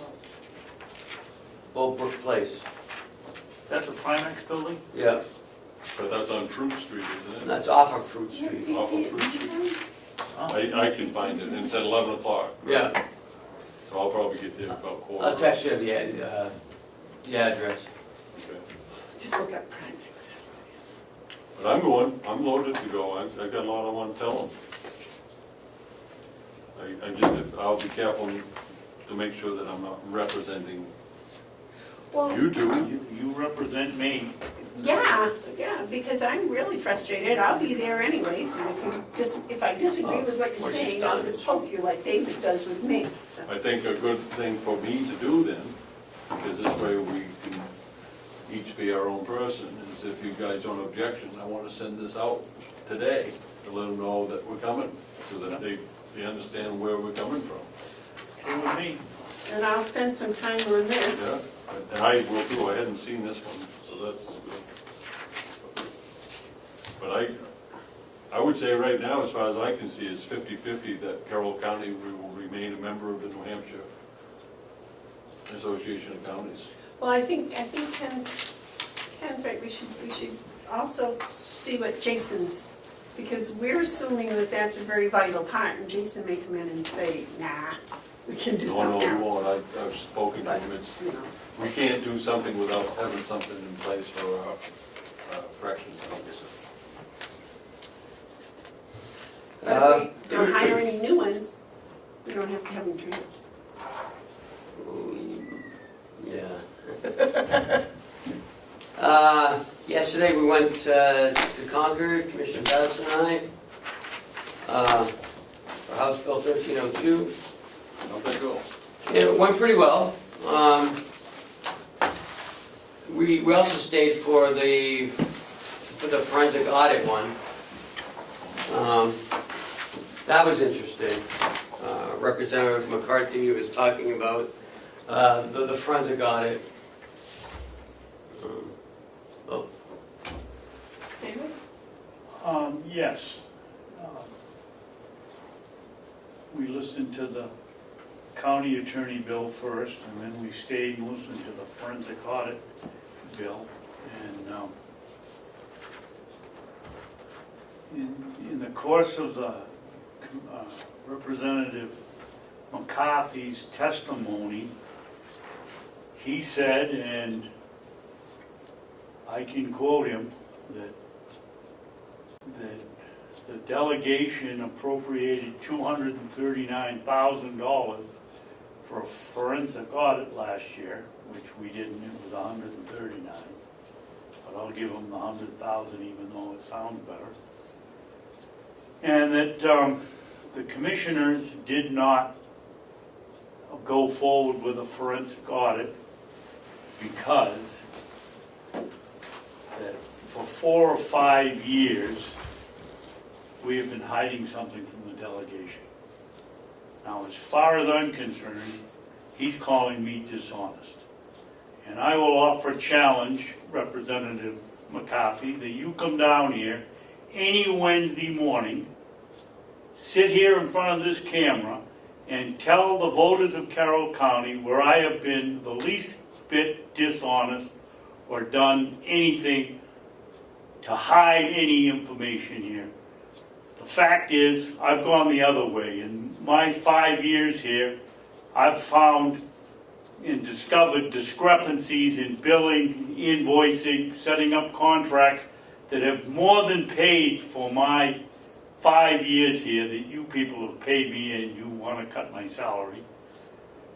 In fact, today, if you watch the film, you saw us save $11,000 a month, a year, for the next 2 years. And I think it's, the old adage is, put up or shut up. Come in here and tell me, I don't care about the other two, they weren't here. Tell me where I've been dishonest. Thank you, Madam Chairman. And also, Madam Chairman, I have a letter here that I hope you will agree to allow me to send as us signing it, even though that you weren't here. Could you read it, please? Yes, I'll be glad to read it. To the chairman of his committee, because he certainly didn't tell the whole story. I only put my glasses on. Dear Chairman Belanger, during Ms. Representative McCarthy's testimony on the forensic audit bill, he stated that Carroll County Commissioners refused to spend $239,000.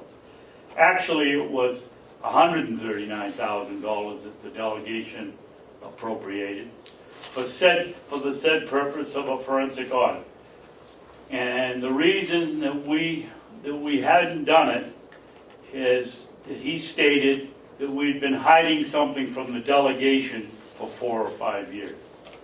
Putting aside the fact that I felt I and 2 other commissioners were being accused of being dishonest, Representative McCarthy found it very strange, or I found it very strange, that nobody on your committee picked up on his statement and questioned him on his serious accusation. In fact, I thought testimony like Representative McCarthy's was not allowed in committee meetings. I can assure you that the reason the commission has voted not to spend the money was because we had been assured by our new accounting firm and DRA, both who had investigated the situation, that there had been nothing nefarious about the $2.4 million deficit discovered in 2015, except for very sloppy bookkeeping and lack of financial checks and balances. With the capable guidance of our then and first newly hired county administrator, Ken Robichaud, we managed to turn the $2.4 million deficit in 2015 to a surplus of slightly over $4 million 2 years later on budgets of $30,000 and the $32,000 range. Million. Million. For Representative McCarthy to accuse the Carroll County Board of Commissioners in a legislative committee hearing of dishonesty without presenting any evidence that his statement was accurate and nobody questioned his accusation is just not right. I would hope you'd make this letter from the Carroll County Commissioners to you available to your committee. Thank you for your attention in this matter. Sincerely yours, Carroll County Commissioners. I will send that on my own, or if you two would like to join me and sign it, I would appreciate it. And that's exactly what happened, as Ken can testify. Right, Ken? I was actually shocked that you even used that word. I didn't think in those committees you could even say stuff like that.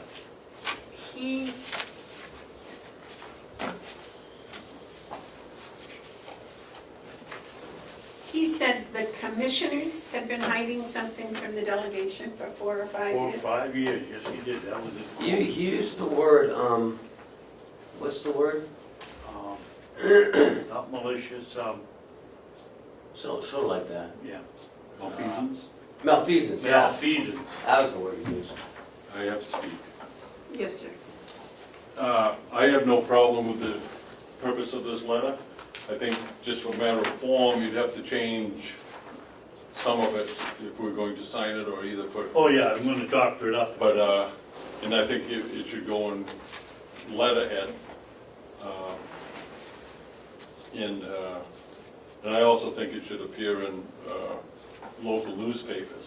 The reason for that isn't because I want to pick a fight, yet another fight with the delegation or a particular member of it, but that these are the type of things that make you wonder why someone's called honorable.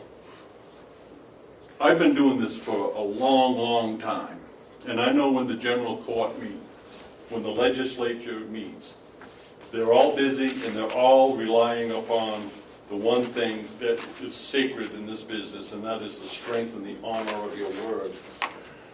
That allows for people to be upset with you if they don't agree with you, but it does not give anyone the opportunity without real evidence to make such claims as breaking the law or malfeasance or hiding, and putting those thoughts into the minds of legislators who don't know the situation but have come to rely on the word of someone testifying. Unfortunately, by his testimony, I wasn't there to see the whole thing, but unfortunately by his testimony and by previous statements by Representative McCarthy, he has a serious problem with credibility. He certainly does with me. And I think it's very important that that this letter, unfortunately, has to be sent, because our stock in trade, my stock in trade, When I go before the legislature, or any decision maker, is when I say something, they know that I'm telling the truth. And as far as transparency, I'll put myself up against anyone. And as far as hiding things, I find things. I don't hide things, I find things. And, you know, to make those statements in front of members of the Honorable General Court is really, really crossing the line of impropriety.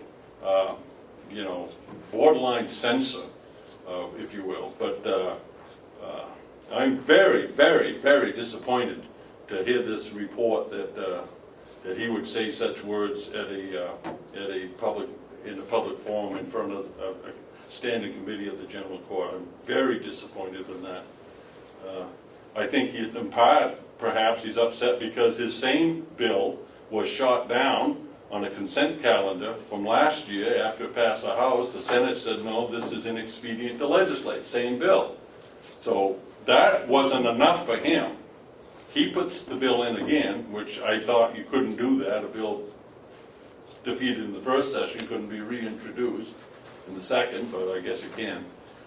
You know, this is political gamemanship, and it crosses the line on acceptability. And I hope that Representative Frank McCarthy listens to this tape. I doubt that he probably will hear it, even if he listens to it. But I hope the others understand that this crossed the line. To accuse this commission of doing something illegal, crooked, malfeasance, hiding things.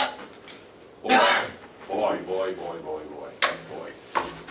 I don't think it was this commission he was referring to. It doesn't matter. But This commission, He did also talk about that bill that you're referring to, and At he, some length. yeah, he did chastise the Senate for not, giving him what he wanted. yeah. He doesn't understand the processes. You propose, it goes through a process, and if people say no, then you didn't prevail. You don't go out and attack people. You don't do that. Yeah, I lobbied against this bill after it passed the House because it's a bad bill. It's a terrible bill. It's a usurpation. If you read the thing, it's a usurpation of the authority given to the commissioners to the delegation. There's no mechanism to conduct an audit. The Senate found real good reasons why this was a bad bill, and that's why the committee recommended 5-0 inexpedient to legislate, and the Senate voted 24-0 to kill the bill. He didn't mention that. No. You know, He mentioned twice that it passed the House on the consent calendar by a voice vote, but he never mentioned that. well, I think Representative McCarthy and the rest of the delegations have to understand that there's a little bit of history with former legislators who understand the political gamemanship that takes place in Concord. But most people don't cross the line. Representative McCarthy crossed the line. May we get back to the administrative updates now? Well, when we're done with this one, I just want to make sure that Commissioner Babson knows he has my full support. And I'd like to make a motion that we put this letter, use this as a draft to prepare a letter to the chairman of the committee, Municipal Committee. Municipal and County Committee, and I think it would behoove us to get that letter out as soon as Yeah, we can. because they accept the bills very quickly. So I would include in my motion that we authorize the vice chairman in this instance to sign the letter because it was pointed more towards him than perhaps us. But to sign on behalf of the commission as the vice chairman. May I make a small You need suggestion? a second? Yeah, okay. Well, but my suggestion would be that not us, but the commission that this was directed at, those people sign that letter. And they're gone. They're gone. They're done. And he's accusing them of being illegal too, if that is what was said. That was what he said.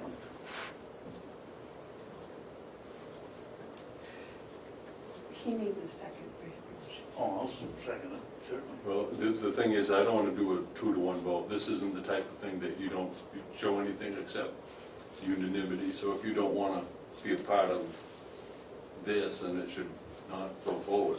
It should be,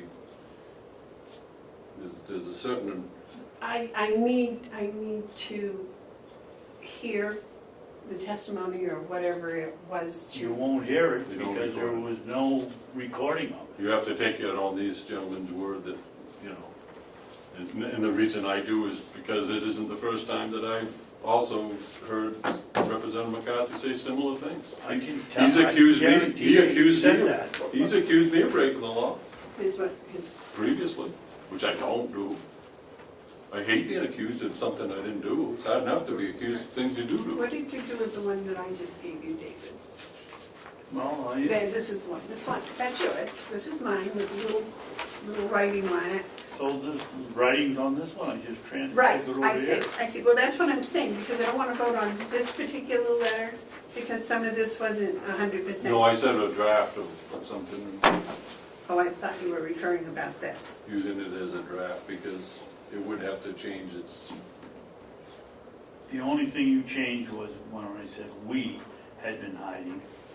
You made it the commissioners, which was what he said. what Right, for previous right. commissions, That's- boards of commissions. That's what I'm saying, but I would, He didn't say previous. no, he He just said this said one, the this one. commissioners. He Did said he commission. happen to mention what year he was talking about? Hmm? Did he mention what year? 4 he or was- 5. He said the past 4 or 5 years. Past 4 or 5 years, we've been hiding something from So he the doesn't, It'd be delegation. nice to know how many, what, we've been hiding for 5, we've been hiding for 4.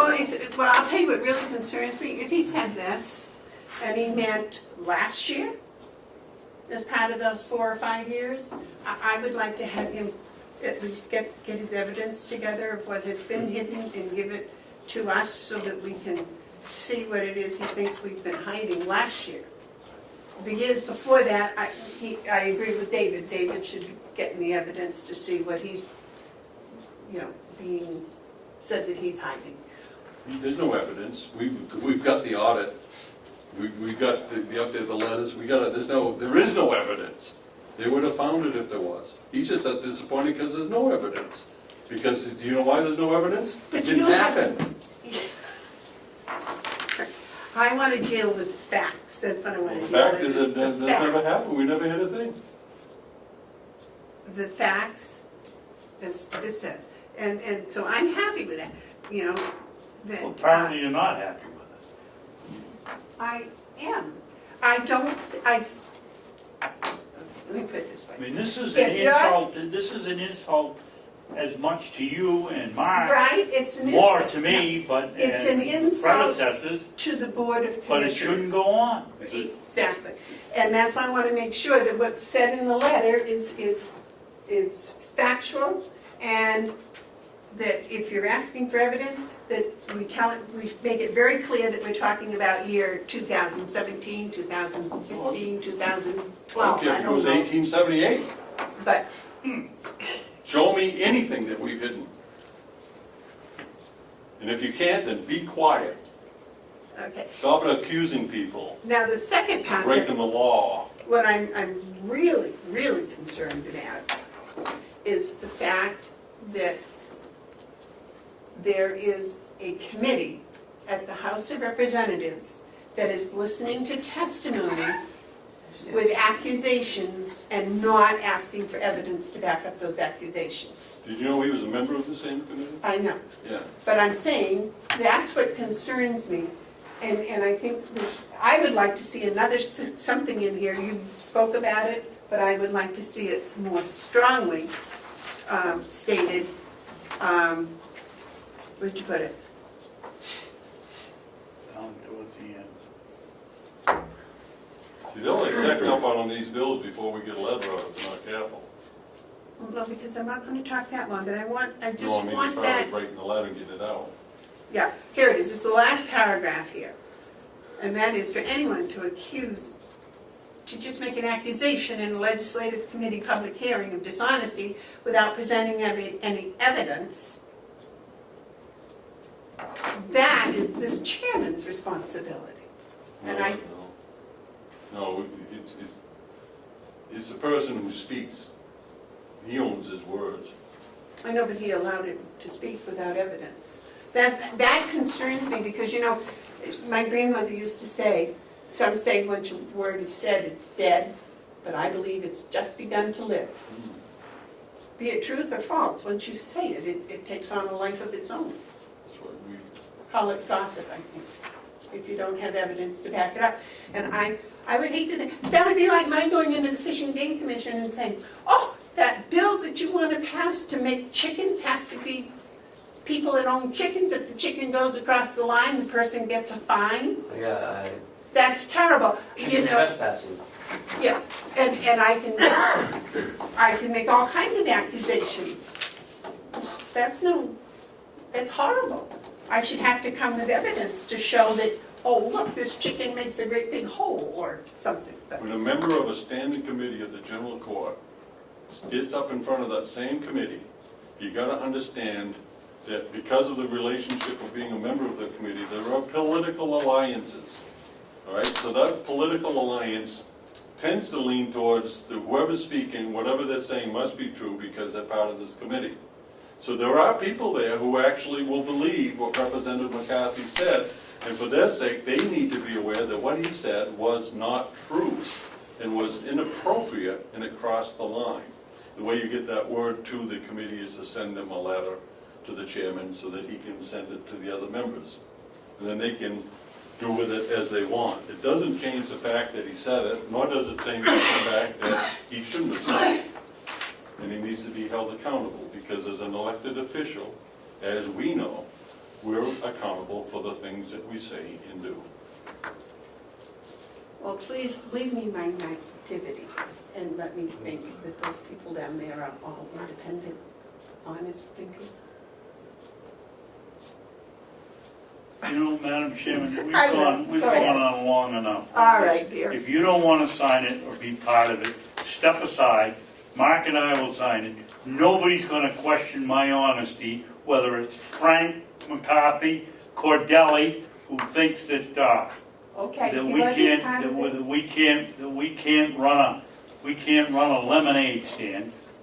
I'm just not going to sit here and listen to it.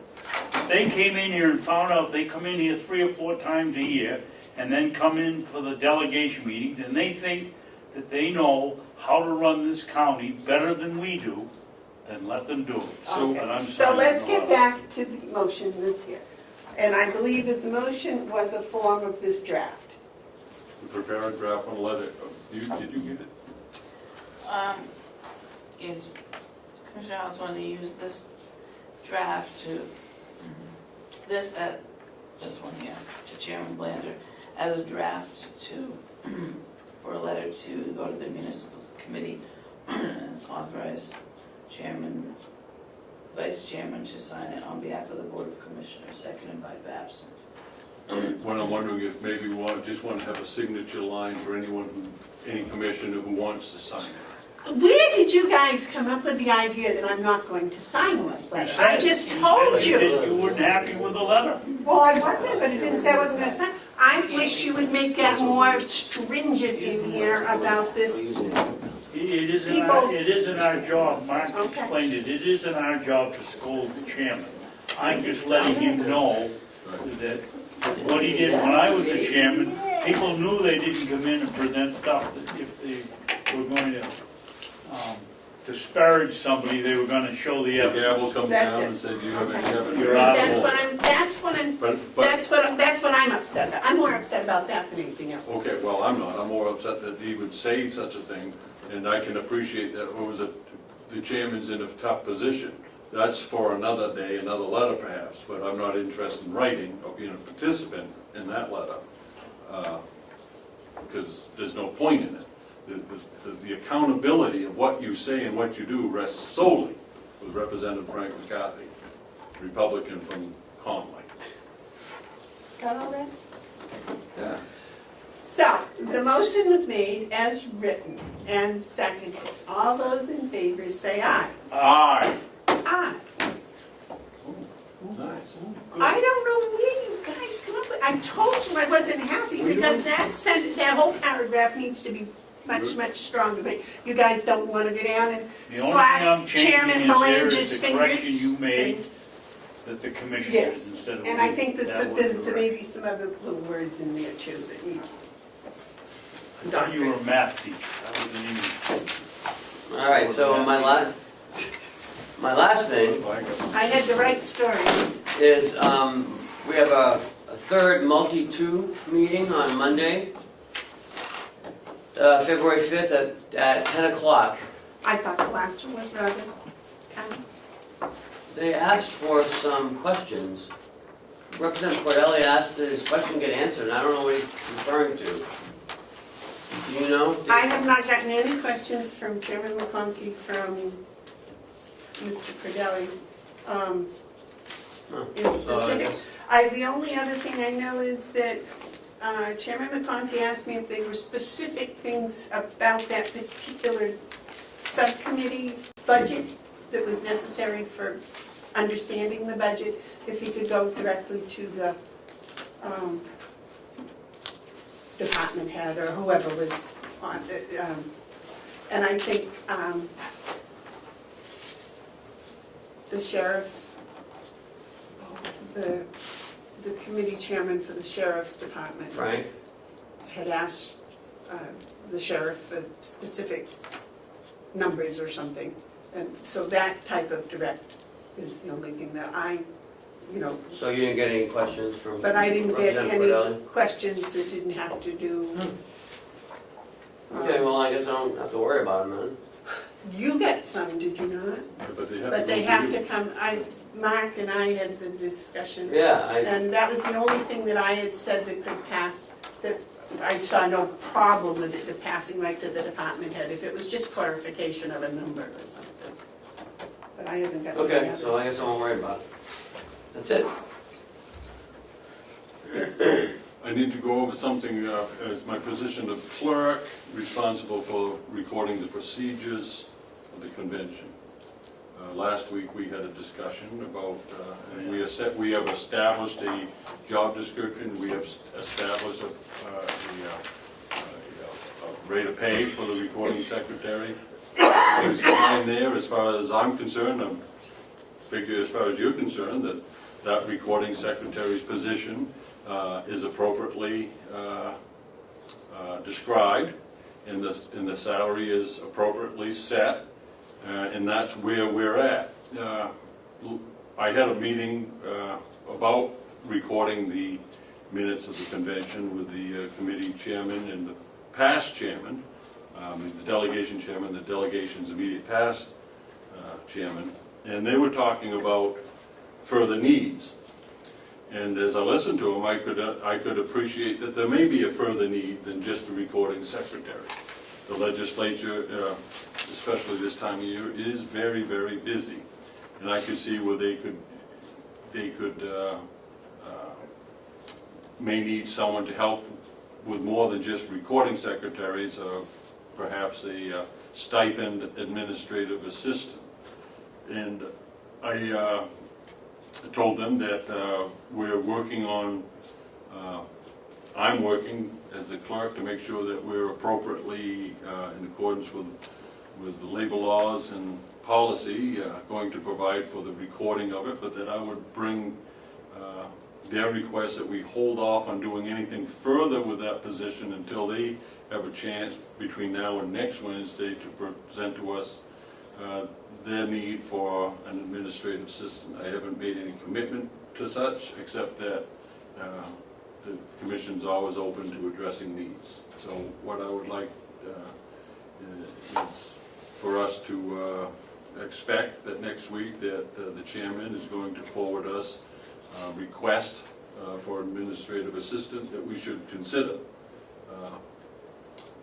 In doing so, we should hold off on any action regarding the recording secretary at this time. Would this administrative assistant be in place of our recording secretary? No, it could be the same, I'd have to see what they want. It could be the same person with an additional stipend, if that's what they want. I think it's important for us to have them express their need. so that we can ascertain if it's a want or a need. But I truly can appreciate with the workload that members of the general court have in January and February and March, that they may need someone to help out, but I'd have to see the language of that. That's what I was gonna ask, did they, when they asked for a change of description of the job, did they give you an idea of what they're looking for? They gave, we talked about the recording clerk, the recording secretary, and they understand that recording secretaries, and as any employee, part-time or full-time, work for the commissioners, and their instruction and their employment is through the county administrator. But at the same time, we do assign people to be under the supervision of someone else. And to the degree that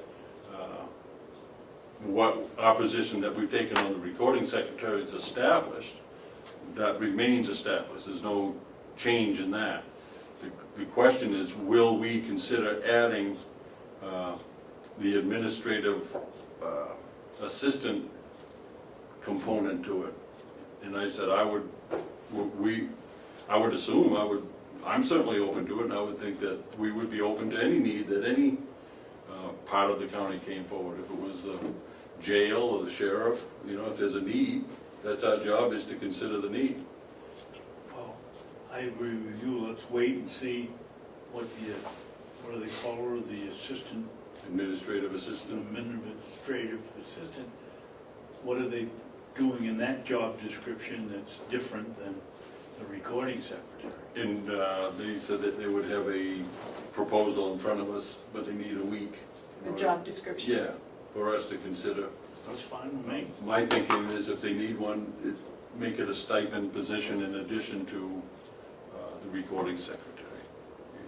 Probably should be the same person, but it needs to be described to us before we go forward.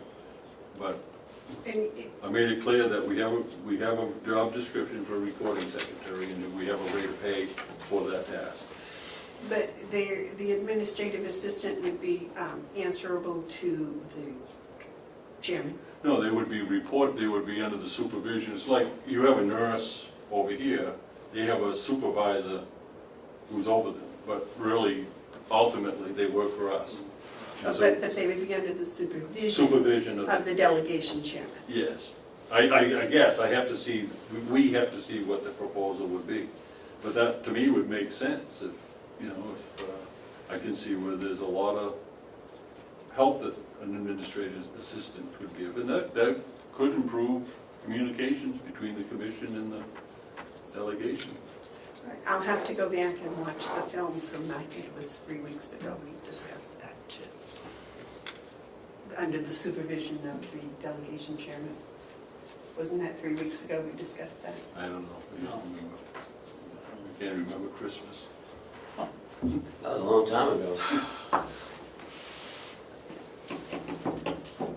All right, any other commissioner updates? Any other administrative updates? No, just don't forget about tomorrow and Friday. Public input.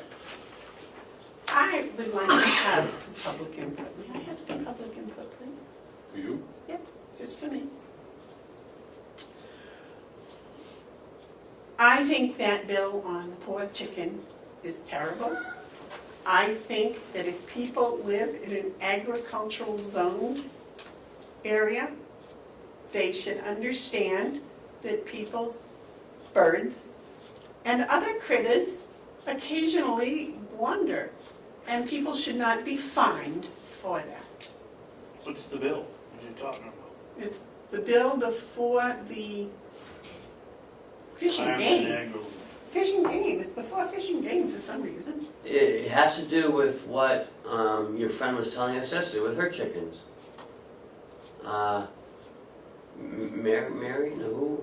Oh, you didn't write the bill? Julio. Yeah. I thought What's her you first did. name? You didn't write the bill? I No, apologize. I don't like the bill. Well, because his neighbor's chickens come to visit him. I know, and that's why I'm But that gives that bill, if it passes, could be a good thing, because it would give an answer to that age-old question, why did the chicken cross the road? Cross the road. The answer is, so that owner can get fined. You know, That still because doesn't answer which What came is the first. bill? the bill Yeah. is people, Chicken. apparently there is one, I didn't know this, for all livestock, that if they cross, if they go on somebody else's property, the owner is guilty of a misdemeanor and there is a fine associated. Misdemeanor? A misdemeanor with a fine Is that a associated. violation? I'm No, gonna go it's buy mis- some chickens, that's a good way to get 3 meals a day. And That's not the one anyway, that's okay. they passed it for the animals. But it's crazy because people are liable for damage done by their animals. My chicken goes to your house and digs up your flower garden, I have to pay to replace your flower garden. That's Polite. I'm missing an apple tree that I never got paid for. but to fine them, to involve the police and give them a fine, and apparently if my pig goes to the neighbor and causes damage, I hire a lawn care person to go and fix it for them. But apparently now if they go, I'm guilty of a misdemeanor and I get fined. I would rather, Yeah, that's Jeannie. Yeah. I agree with you. Should talk about anyway, that. that's the end of my public input. Motion to adjourn? Second? We have a non-public, I thought. Oh, Oh, yeah? I thought, you wanted it. no, I don't have anything. Okay, well, we got it, it's done. Okay, No non-public. yes, and I didn't turn the paper over, but I, Yeah. compensation. Before we leave, can we vote on adjournment? All those in favor say aye. Aye? Aye. Hit it. Aye. Aye. You can just